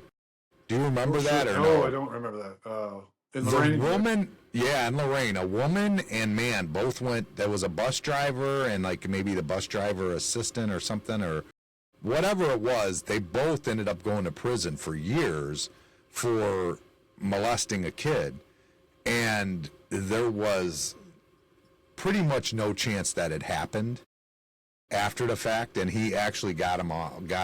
Yeah, there was a lot. I guess if you look into it, there's a lot that went on because that time frame, like the 90s, early 90s, really was the first time that kids had been entrusted to go to preschools and Head Starts and things of that nature, because that was the first time where mothers were like going to work and like So people didn't understand exactly how to deal with kids, essentially. You know what I mean? Like, what they didn't know how to interview them to find out what happened and what didn't happen. And one of the things that makes the case so extreme is that the guy who or the kid that or who all the kids said that it was being done in this one guy's basement, one of the bus driver's basement. It was going on in his basement, and he didn't have a basement. He lived in a slab. So he didn't even have a basement. So that's not even possible. Inconsistencies. So, yeah, there was a lot of different things. There was no proof of it actually ever happening. But it's a common thing that went on at that time frame in preschools and daycare, if you look it up. So he got them off, actually, when he got in office. So they were looking to him because they were trying to get this Ohio 4 off, which, in my opinion, it doesn't look like the Ohio 4 could have. In fact, the guy that's in prison for the murders that happened, one of them was in New York with complete proof that he was in New York at the time of the murder. So, wow. But Josh Dubbin's trying to get him off, and he brought him in there to talk to him about that, actually, on the show, is what it was. But It's it's so crazy what can happen in law, like in technicalities. For example, like that case I was just telling you that I watched my wife prosecute the drunk driver. I mean, it was kind of like a drama because here she is just nailing this guy to the cross. Like just this dude's got nowhere to go. A Hail Mary from the defense gets thrown up. And you know what that was? What was the date? Every hospital. So when that guy got arrested, he had to go, they took him to whatever local hospital it was to get blood work, the blood alcohol. He consented to that. And so this Hail Mary throw from the defense was, where was, every hospital has like a certificate when you go in, like I guess if you walk into a hospital, if you just look behind you, there's some sort of, it has to be, at least, well, maybe in the state of Nebraska, but there had to be something displayed with up-to-date city, whatever it is. And back then it was health ordinances or something, or something like that. Credentials of some sort. You know, July 12th of 2004 or whenever it was. They asked what was it up to date? And they didn't know. Like my wife was like, it was a curveball. She was like, what? What are you talking about? Yeah, that placard, what does it say on it? And she's like, 1 second. And she asked the judge, she's like, let me go find out. And she had exactly a half hour to find out what that said, to bring somebody in to verify it, or the case gets thrown out. This guy would have beat it. Wow, no kidding. And everybody was at lunch when she called, and she's frantically had to produce this shit in a half hour or whatever, some ridiculous time frame. Maybe not I don't know what it was, but she had to do this. Like this guy already admitted, yeah, I was fucked up. Yeah, all the beer cans. All right, I did it. I'm OJ, and I killed Nicole. Whatever. Yeah, but is your driver's license expired or whatever? Some bullshit. What? It was that, and it came down to the what. I literally took. I'm not exaggerating. It was literally like 2 minutes to go, and I'm in the back of that courthouse, and we're all just waiting. In comes a dude running in. Here it is, and she wins the case. But down to the wire, that dude would have beat that case just on that technicality. And it's so stupid that goes on in courts, like for people that are incarcerated wrongly, or whatever that is. Yeah, but you didn't prove whatever. I don't know. I don't know what those cases are, but I imagine shit like that goes on all the time. I don't have a basement. It does. It does seem like that, I wasn't even in the state. They had the Ohio 4 case that he's talking about now is like the witness that they had, the eyewitness, was so horrible. I mean, the guy that said, first of all, his dad tried to come in and tell him first, and they said no go. On the dad, you're just giving us stuff that's in the news. Then his son comes in the next day and says he's seen it and gives him the same information that's on the news. Then the son comes back and says, no, I actually seen it with my own eyes, and this is what happened. Like, after they turned him away twice, they prosecute him. They want him to witness, they want his, they want him to come to trial or whatever. And the guy basically tries to recant his statement, and they tell him he's going to go to prison if he recants his statement. And he's like, well, I'm not going to prison, so bye. You know what I mean? Wow. And they all ended up getting years and years in prison. They didn't do anything. So it's pretty wild. It was pretty. There was actually 2 people killed that day, and they only are charged with one of them, but they're both killed exactly the same way. Wow. But the witness they had only said he seen one. So weird. The whole thing is it's hard to believe it even could happen when you look at it. Like, how is that even possible?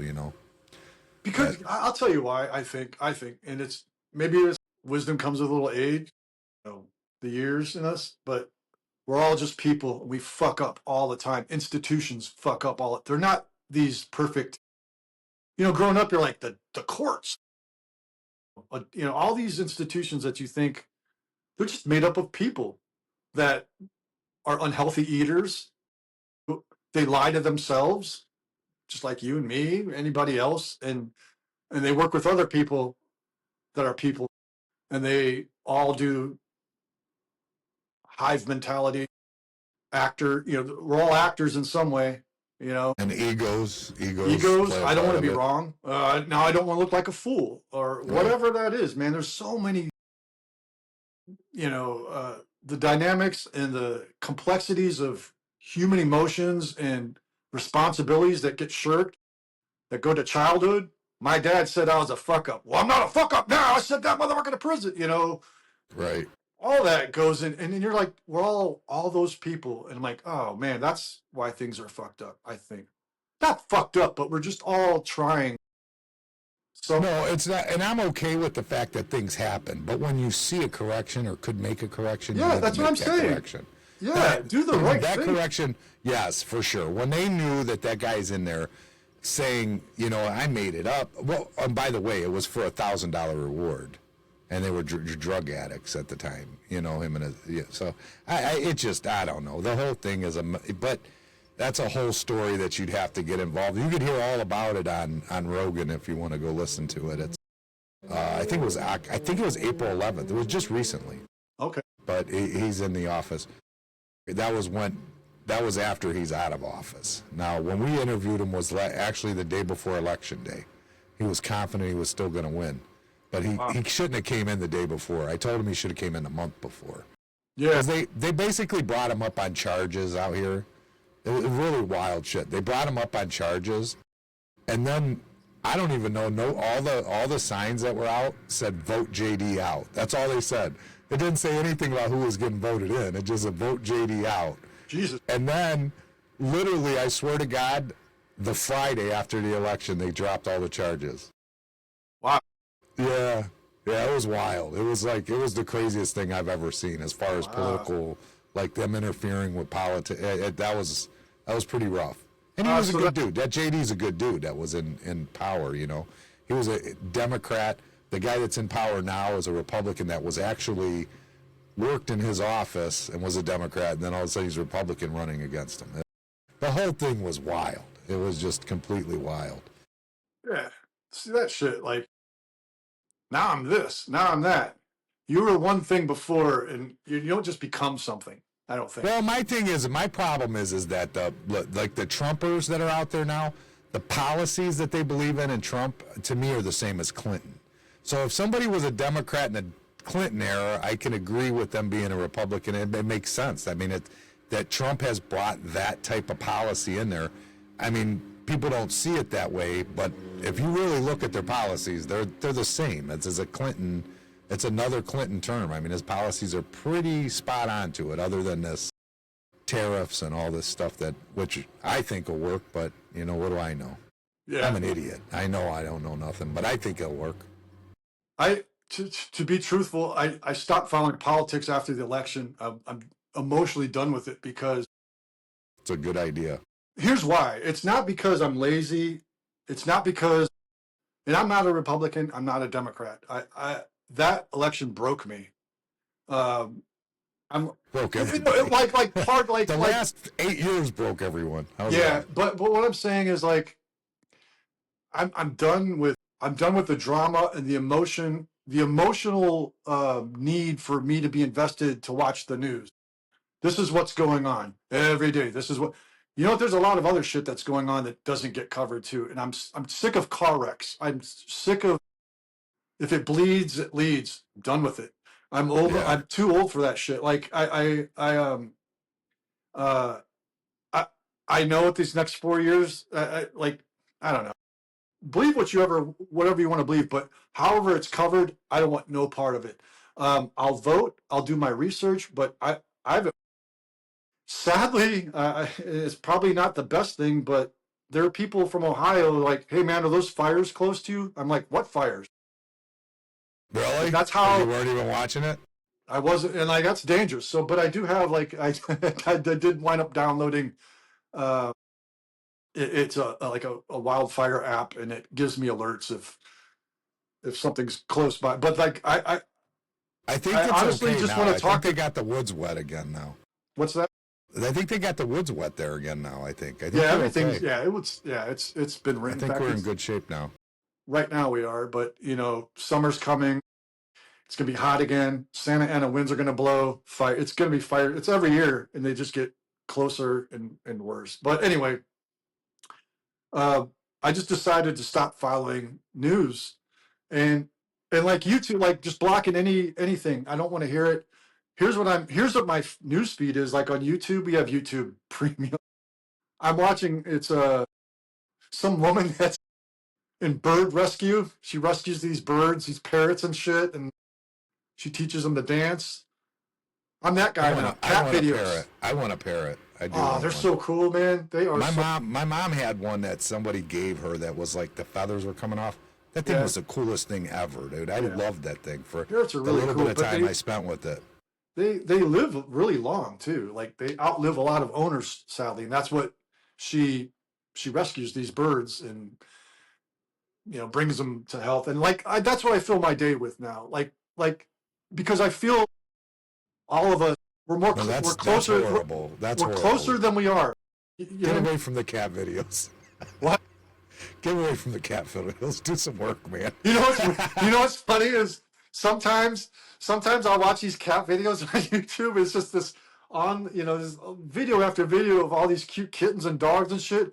And then I'm just an emotional piece of shit all day. Ah, it licked its day, whatever. The mama cat brought the whatever. And I'm like, man, I better watch a hostage beheading video just to even shit out or something. Have you ever watched those? What? Have you ever watched those? No, fuck no. me I was neither. joking, No, I've Tucker. never Fuck watched no, that. I would never watch that. I can't. But people do. People watch them. I can't. I mean, I have friends that watch them. I've never, but I have friends that like, not I the do too. beheadings, but they'll watch some of that other stuff. I'm like, what would make you want to watch that shit? It's the same That's kids that we horrible. grew up with are like, bro, I just rented it from, remember Video Playback? That I think I still have The Sure Thing on VHS. Remember the movie The Sure Thing? I never returned it. But I remember having friends that were like, bro, I finally got Faces of Death. It's finally on the shelf. Let's watch it. And Well, didn't you? But weren't you in one of those like 1,000 Ways to Die? yeah, I was. Yeah, I was. But yeah, I was. And I don't know. That was a weird. Yeah, I was. I played a But guy that was that. made up. At least that's acting. That's not. Yeah, I made it up, but they are based supposedly on real. Did I say supposed? The reenactments. Yeah. This guy lit a firework in a pipe, and it didn't go off, and he goes like, "Well, what?" And goes and looks down and kills him. But yeah, I remember doing that, shooting that, and they're like, "Yeah, you like the thing," and it did, and then like they had a guy on set that was like looking at the notes, and yeah, this is how he died, and he died at 10:03. I'm like, man, this is a human being. You know what I mean? Like, They're just discussing it in factual matters. Yeah, so I can't watch those. Like I'll joke about it, but I can't watch those. I can't watch videos like that. I'm real No, sensitive. me neither. I'm not. Like I said, I cry when I watch Friends. So you know. Yeah, I could talk shit, but that's about it. I love talking shit. That's the extent of my tough guy. That, and I can fix shit around the house. I could swap out that doorknob, and I'm a man. That's the extent of a man. You can do that. You can fix some shit around the house. That's pretty good. Oh yeah, I do actually. That's because pretty good. I got tired of contractors. Man, these contractors out here, I don't know what it is. I had to call a plumber. We have to call like legit. Like if it's plumbing, I have to call. I'm not fucking with water. But this first plumber we called, it was raining outside. It was like one day in LA that was raining. And this guy comes in the morning. He's like, well, you're my first and last stop. I'm like, oh, is it going to take that long? He's like, no, it's raining. What? Yeah, man, I ain't going to go to, after this, I'm done. Then he literally like went upstairs, took a part out. He was like, I'm going to go back to my truck and look at the part number. Never saw him again. And I was like, man, you know what? You get your ass kicked in the rain from people that are sludging through sleep. He moved up here. Was his name Remy? No. Yeah, but man. But yeah, that's kind of like when like a couple of those people made me go, I'm gonna learn this shit. I'm gonna go on YouTube and watch somebody do this. And I do. Have you done any like remodels of your house, like serious? Not remodels. Or no? I'll just swap out doorknobs, fix locks, fix windows. I fixed all the windows in our house with the shoe, the latches. Like you lift the window up, it's supposed to hold. That wasn't. It was just coming down. I fixed those and basic shit. But very cool. I'm a man now. You're a man now. A goddamn man. Like it. Oh, you know what? Weren't you doing the videos? Like, weren't you doing like tutorials? Fake tutorials? Yeah. Weren't you doing those? Yeah, I did a bunch of those because, man, it's because of that. I was like, some of these tutorials are really good. Like, they're really good. Some of the people, like, they'll be like if you want to know how to replace a doorknob, how do you replace a doorknob? And then like you click on the video and the guy's like, take this off, do this. It's a quick set, so make sure this thing is up, and then everything comes out, and you're like, that's a great video. The video is like 2 minutes and 30 seconds. That's a good video. A bad video is the same doorknob, and it's like 20 minutes long. You're like, why is this 20? And the guy's like, how y'all doing? Make sure to like and subscribe. I'm John Boy Jimmy Shit Dean, and what we're gonna do is, hey, do you like coconut water? You got Costco. I'm like, how is this doorknob getting replaced, bitch? And it's all this preamble, or it's like, how do I replace this doorknob? Well, what you want to do is you want to locate the room of the house where the doorknob is. Locate it. You got it? All right, go up there. Like, no shit. Just start the video with take this out, do this, do that. Right. So I was like, I got so fed up with all those shitty tutorials. I'm like, I gotta do something. But it's amazing though what YouTube, like you can, like Amanda's brother. I remember when he was young, he was working at a pizza shop, and the pizza shop owner, this was in I think Willoughby, or I think it was Willoughby. The pizza shop owner had a bunch of rental properties, and he's remodeling the rental properties. I'm like, what the fuck do you know about? He goes, I don't know, I just YouTube it. Yep. I'm like, son of a bitch, yeah, it works. That works. It can be really helpful, man. Some of these doing people, floors, everything. And like, if you look at like what was the one I did? I think it was not something I did, but I looked at how to fix something, and it was like from a legit, like a carpenter or something, or it wasn't a carpenter, but I forget what it was. But it was somebody that knew what they were doing. They have a business, and here's why they're offering some of this free help, I think, because they're getting paid by clicks too. Yes. They have all these subscribers. People are running ads on their channel, and I'm like, that's smart, man. Like, because I'm not going to hire that guy here. He's in Alabama. The guy that does my refrigeration, works on all my refrigeration. He's an older guy. Heavy set guy, older, wears his blue, I love that. I love that blue whole thing that he does. That's his uniform. He knows his shit. Yeah, he knows his shit. He gets in there, he fixes things. And we talk every once in a while. He's pretty interesting guy. He likes to go fishing on the ocean and stuff. He's a pretty interesting guy. So we sitting there talking to him one day, and he said, oh, because of the podcast. He goes, I used to do the YouTube videos.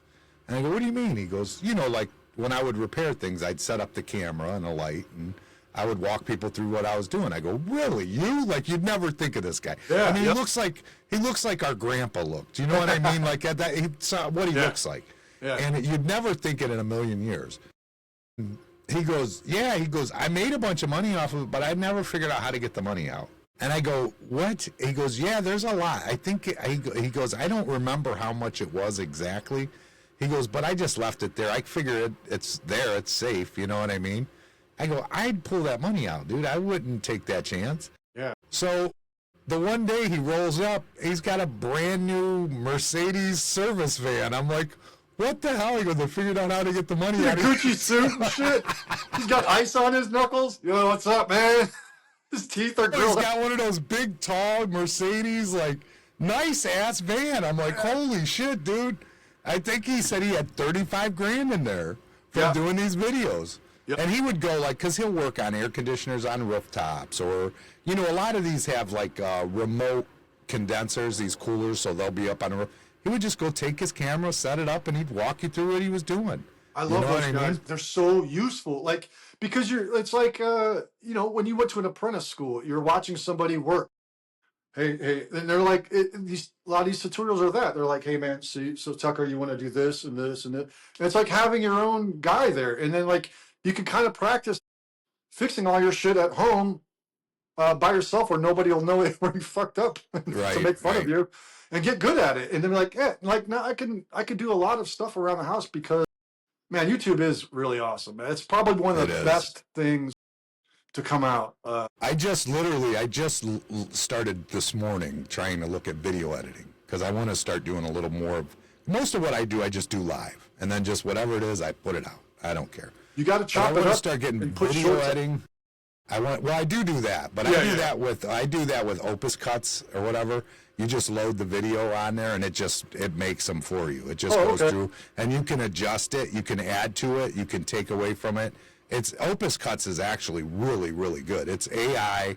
It'll, like, right now, like you see, I don't know how you see yours over there, but right now I see a split screen, me on the right, you on the left. When I put these out on Opus Cuts, they'll put us on top of each other. Sometimes just you, sometimes just me. It does all that, all on its own. Yeah, they're pretty cool. Yeah, and it does it almost instantaneously. It's pretty amazing, actually. Yeah, because I want to get into the editing of actual, like, because I want to put commercials into the videos. I want to start, because we're at the point where we're getting like almost 2,000 local views around here in Lorraine County. That's which awesome. is pretty good for this area. I mean, it'd be worth it for a car dealer or, you know, somebody else maybe to so I want to learn that. That's my next thing. And that's what I'm doing, is going on YouTube trying to figure it out, because I have no clue what to do. There was a time when I did, but I don't now. It's all different now. Well, the business that my business that I just started, smartass.cards, is, you like the way I just threw that in there? Smartass.cards, if you guys click on that link. But no, like, I learned from YouTube, like, because I created everything from Photoshop, Premiere Pro, which is editing software. That's the one that I've got too, that I'm going to start with. You know what you might want to get is, it might be worth it for you, is the whole Adobe suite, because then you'll get Illustrator, Animate. Some of those you might not need. Is it called Cloud something? Creative Cloud. Yeah, is that what it is? That's what I got. That's what I picked up. Okay. Okay. So, but like, there's this one guy, I love him. It's Adobe in a Minute. I think that's the name of the YouTube channel. It's a video on YouTube, you're saying? What's that? It's a video on YouTube? Yeah, it's this guy that puts out tutorials. Like, I think it's Premiere Pro. Like, if you want to learn Premiere Pro, go to this guy. And it's Adobe. I think it's called Adobe in about a minute. And every tutorial is about a minute long. He kind of talks fast, but it's right to the point. You're going to have to rewind, but it's better than sifting through a lot of shit. You know what I mean? I'm a slow learner, though. I don't like when they talk fast. I got to take. You could slow the video down, though. Like, you could. Okay, all right. You could slow down like. Then he sounds like he's drunk. Hey, click this link. That I would understand. Yeah, that I would understand. Being a bar because you work in a owner, bar, that you works understand out. drunk. Yeah. So, but this guy is great, man. Like but like when you watch him, his regular speed, he's like, go over here, then you want to do this. Thank you for watching. Like and subscribe all in a minute. And I learned everything in Premiere Pro, mostly from that guy. And that's like all my cards that are on our website that are animated. It's in Premiere Pro, which I learned from that guy, which again goes back to like, thank you, YouTube. So now if you go, when you do these cards now, where do you get them printed? Well, they're not printed yet. I know they're not, but when you do you know where you would go to do Yeah, that? I have an idea. Yeah. Right now, I don't know if I'll do this, but what I have now is snapfish.com. I don't know if you ever heard of Snapfish, SNAP fish, snapfish.com. For like a lot of, they handle like, business cards, stickers, they do all that, any kind of printing. And it's pretty, you could get like, so when I will print these cards for sale for physical cards, you can get like better quality of paper, thicker, so like when somebody holds the card, it's like, oh, there's some weight to this. It doesn't feel cheap. Right. You can do that, or you could go cheap and then pass the savings on to the customer, which is probably what I'll do, because these cards are going to get perfect spot for those would be the dollar stores. I mean, that's where everybody I know goes to get a card anymore. It used to be the drugstores at one time, but I feel like Dollar General, Family Dollar, like that's the spot. Like if you could hook up with one of them, like get some kind of contract with them. Yeah, I bet you it's not as hard as you think. You know what maybe I mean? not. It's yeah, Ship for them to physical them and cards. just send them a bill. They'll probably just pay it. They probably won't even notice. Unless it's over $1. Bob ordered them. Bob ordered them. Yeah. That'd be great. And they send me a check for $1. Well, we are, as you know, we are Dollar General. But yeah, but that's later on. Like, there's gonna be merch and like partnerships, and we're just a week old, really. We're gonna figure it out. But yeah. So now, how do you make money on it right now? Do you have to buy it online? Yeah, our website. And then how much are they when you buy them? They're $6.99, but that's what cards go for. A lot of cards that's what the market is. And these cards, $6.99. yeah, which, like when I was researching this a while ago for pricing, I kind of had no idea how much cards cost. So like every time I would go out to a grocery store, I look at all the cards. What are the good ones? What are the medium? What are the, what are the premium cards? What are the middle ground? What are the cheap cards? And the cheap cards are just that. Someone's going to go, oh, okay, thanks, throw it out. The medium price cards, a little bit better, but I still feel people are going to be like, oh, thanks, chuck it. The better cards were the papyrus cards. They have like a Harley on it, and the Harley is like, it's like a bike that's on actually a card. It's like, I don't know how they made it. And there's like little leather hanging from the handles and like tassels and shit. I'm like, that's a cool ass card. I would never throw that card out. I'm not even a Harley lover or a bike lover or a black jacket wearer, but I would keep, I was looking at these line of cards. I'm like, man, these are pretty cool. And those are like $6.99, $10. I'm like, remember when Shawn rode the moped against the brick wall at Campbell's? Oh no, I did rash? I did something like that too, though. Yeah, but he road rashed himself. You remember? It was yours, wasn't it? Wasn't it yours? I think. No. Was that your moped? Whose moped was that? I don't remember that, but the moped I crashed was Ricky Glayson's. Oh, really? Yeah, and he lent me this moped for some reason, and I went out riding it. I've never rode one since. And I was like 15 or 16, and I was riding it. I was taking it for a spin, and I was coming back home. I was coming down Globe Avenue, and I saw Gigi Cooper. Remember Cooper? Gigi Cooper? He lived or his grandmother lived like right around the corner from me.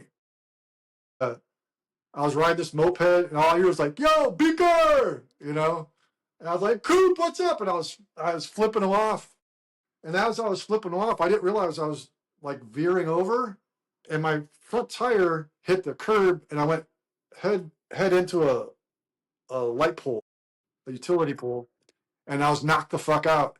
And I woke up in the hospital like you, like a Clark. Clark knocked you the fuck out. You got knocked the fuck out. I got knocked Friday. the fuck out. That's what happened to me. I got knocked the fuck out, and then I just woke up at St. Joe's with Dudukovich. Remember that officer, the cop, Dudukovich, Yeah, hovering Mark over me. Dudukovich. He was hovering over me as I was coming to, and I just hear these voices, and it like this.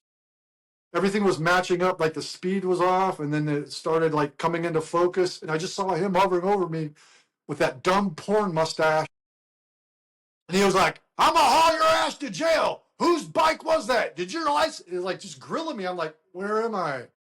And my aunt, who was there, man, she, one of my heroes in my life, the one that passed away. This is why she was one of my heroes. I never saw a bulldog. Like, if you want to talk about a bulldog, that she got right in his face. And all I remember is like, he's knocked out. You sit your ass down. And I just remember seeing the Dukovich going, It was like watching Bill Lambier from the Pistons back down from a fight. Like, oh shit, oh no. Like from Spud, whoever that, I don't know. But that's my knockout moped story. And then I totaled Ricky Glasson's moped. And then he... Do you remember Guido? Who? Guido. He used to hang out with Ricky Glasson. That's who I do the podcast with. Oh, that guy. Oh, yeah. His name Guido or is Guido. Quito? No, Quito is a Ponte. That's Quito. He's a barber. Yeah. Okay. Guido was, back then, he was real skinny. Quito was always kind of a bigger, taller guy. Yeah. Guido was real skinny back then. Okay. Full head of hair. Now he's... Did he go? He's skinny, but he's got a bald head. Did he go? He went to Harrison with me. But he lived in South Lorraine. He was on 32nd Street. I probably ran into everybody. But he hung around with Ricky Glasson, so that's why I wondered. I mean, he hung around with him. Oh, then I probably would go. Yeah. Yeah. When I mentioned you, he had no clue. I'm like, really? You don't remember him at all? And I'm like, it just doesn't sound right. I would understand people knowing me because Beaker's such an odd, and I'm an odd dude. So yeah, we probably, and I've seen him on your podcast. I'm like, man, me and him went to Harrison together. Okay. Harrison. Back in the Harrison days. What was that school? It was cool. They need to do that again. They need to do another school like that. It was like OWE on steroids. So basically they took his class that he was in. I wasn't in that class. I worked at Campbell's, so I would go to school half a day, like right. OWE essentially. Yeah. And then I would go work at another job, which was my job was Campbell's back then. But Guido was in the building maintenance class. They actually remodeled the old Harrison building into our school. Like they did all the remodeling there. Oh, wow. They would put a garage up, they'd do electrical projects, they'd learn construction. You know what I mean, while they were going to school. So it was fun. It was the opposite, because before that I was in Charleston, which I don't know if you know what Charleston was. I remember Charleston, yeah. Charleston was bad kid school. Like we went there from 7 in the morning till 7 at night, essentially. So they bust you. They came and grabbed you out of bed. If you didn't get out of bed in the morning, they came in the house and took you to school. Oh shit! So you had a classroom with one teacher, one probation officer. Oh shit! Why wasn't I in there? It was a very different. Not like I was. I was real bad. Oh, okay. I mean, I got it put in there for Elbow and Mr. Lathwell at Clearview. That's how I got put in there. Oh, okay, yeah. But God damn. Wait, you elbowed a teacher? Hold on. You elbowed allegedly. a teacher? No. What happened? What happened? You know what allegedly happened. He was the football coach, okay? Oh, okay. And he basically sat me because some girl come to our school. I don't even remember her name. But he tells all his football kids that she's a whore to stay away from her. Got my attention, whore? Yeah, what a good way to get kids away from fucking puberty, We're fucking couch cushions. And you're Right, saying a exactly. whore's gonna come visit us? Yeah, there's a whore here right now. A real whore? What do they look like? I've only seen them on Porky's or whatever show, TV. So he sees me talking to her, and he freaking sits me. He won't let me play. So I'm pissed, and he comes down, and which I had been in enough trouble already. Don't get me wrong, but this was just a straw that broke the camel's back. Sure. But I'm at my locker, and he's walking past me, and I do a spin, and I elbow him. I catch him right in the sternum, and he like goes down. Oh shit. And they, Okay. kicked me out of school. They expelled me from school, and then that sent me to Charleston, which was a court-run school. By the way, Mr. Lathwell, only 3 years later, maybe, I think it was 3 years later, was passed out drunk in the bathroom and freaking got fired from his job because he was drunk as shit, passed out in the bathroom stall at the kid's school. Isn't that great? As adults, we learn how horrible just what regular human beings all of our teachers were like. I'm not going to name the teacher in Southview, but we probably all know who he is and was. And he definitely liked the younger blonde girl as student aide. And hanging out at his house. Maybe. They all were at his house all the time, dude. I'm like, he lived in Amherst, and they would all be over there helping him out. And I'm like, what the hell is that, man? Yeah. That's fucked up.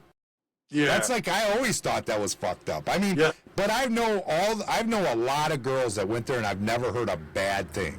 I can honestly say that. But it don't look right. It shouldn't have happened. He's probably really careful where he hid that camera in the bathroom. That's all I'm going to say. Because I've heard. You don't invite people over and nothing happens. No, something not happens. all the time. Maybe not. They don't know about it, but it's constant. going to be video. He'd be at his house grading papers for him, swimming at his house, all that stuff. Yeah. I never. He had Anyway, a hot that was he the had class. A hot daughter, by the way. What's that? He had a hot daughter, by the way. She was smoking hot. Yeah, she didn't go to Southview though. Of course not, because he's a creep. But I remember, but that class, that I'm not gonna say his name, but we know who he is. But that was Mr. the class. Sosiak. Who? Sosiak. Was it a different? Did you say somebody different than who I'm thinking of? Did I? What did you just say? Did you say Sosiak. No? Who are There's you two saying? creeps? Who are you saying? Fuck, you're gonna make me say the name? Fuck yeah, you're gonna say the fucker. name. All right. Why would we not? Why would you do the show and not say the name? All right, look, I'm going to say this. I don't know what he did, but I know weird activity when I see it. This is Mr. Mishak.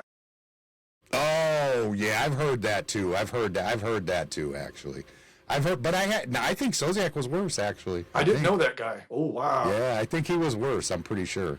I wonder if those two were like comparing notes in the teacher's lounge. Like, hey man, I got. Let's get away from this subject.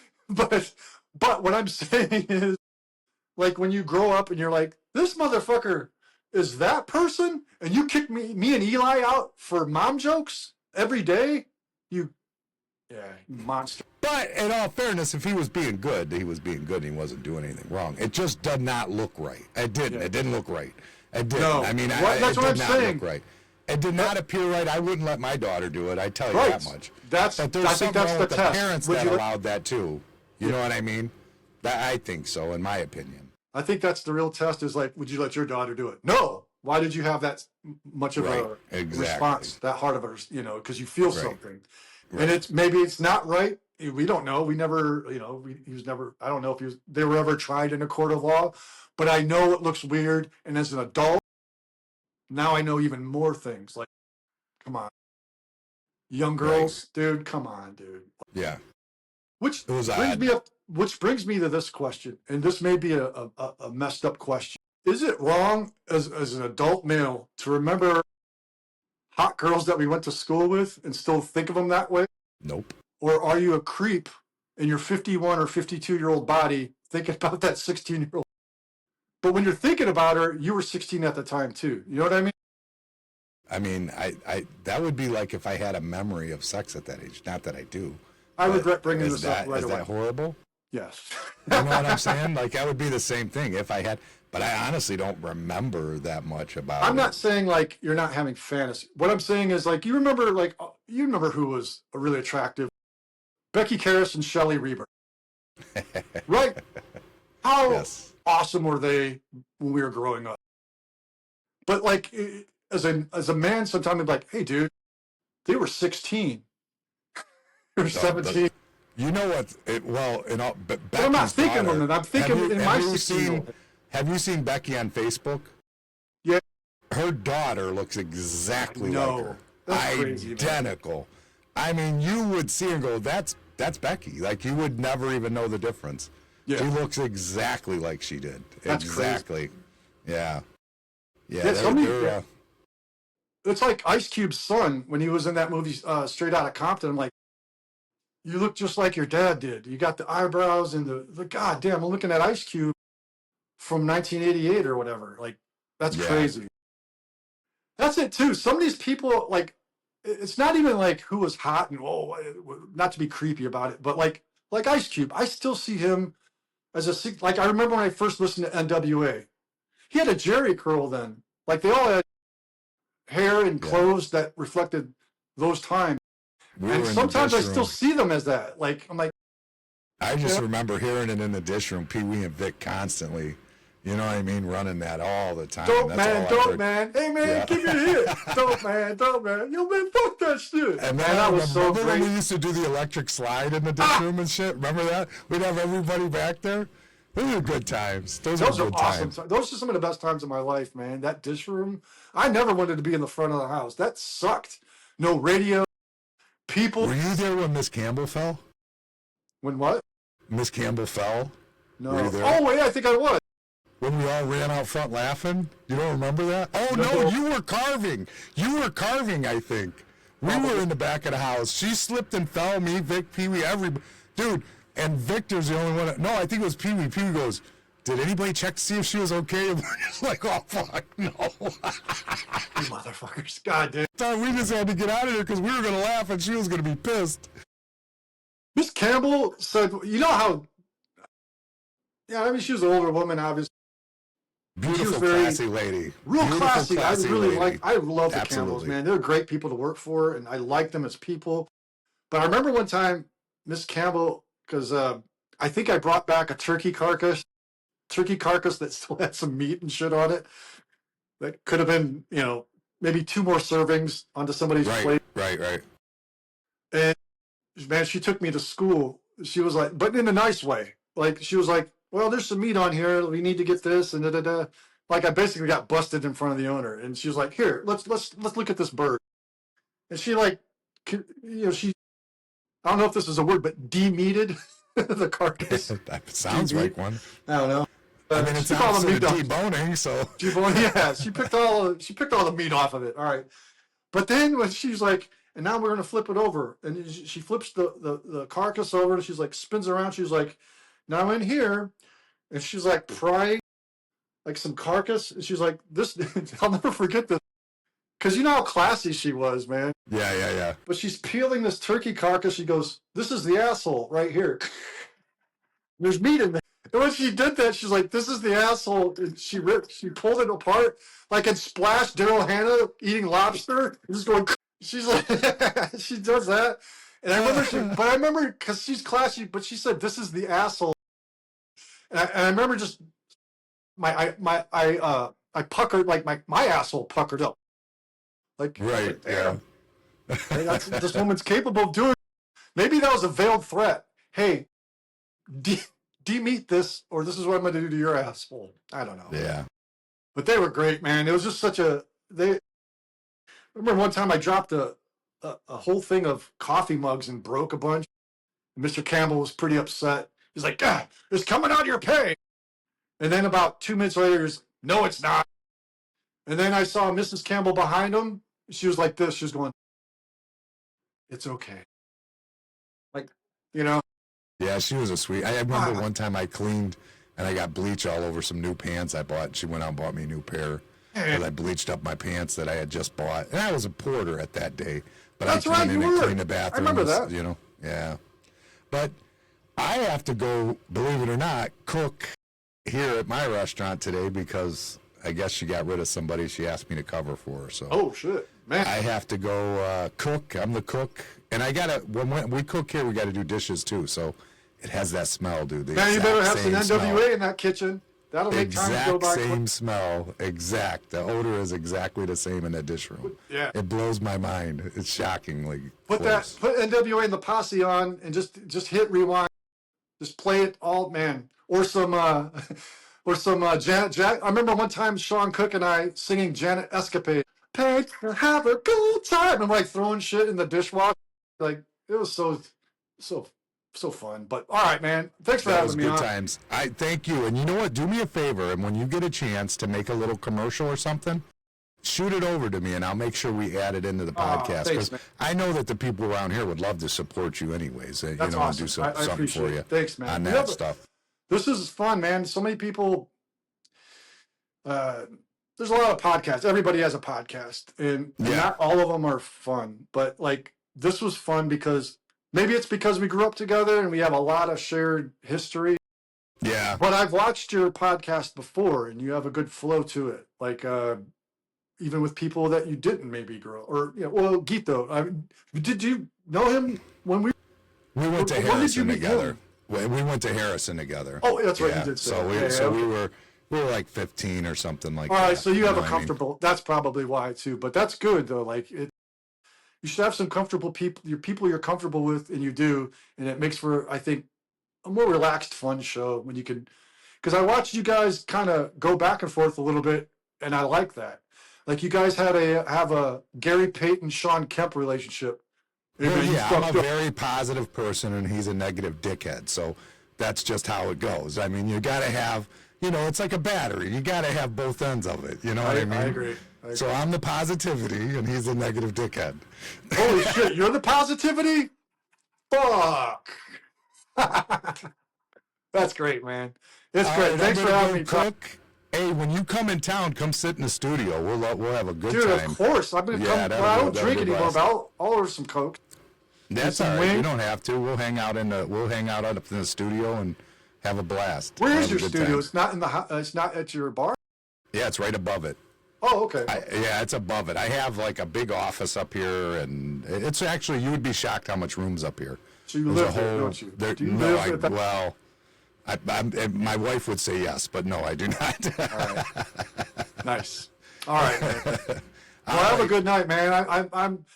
Thanks for having me, man. This was fun. So All right, and then Good tell catch them up. where to go to get the cards again. smartass.cards. Smartass.cards. Thanks a lot. I really appreciate you coming on, I bud. love you, brother. Thank you, man. Love you, bud.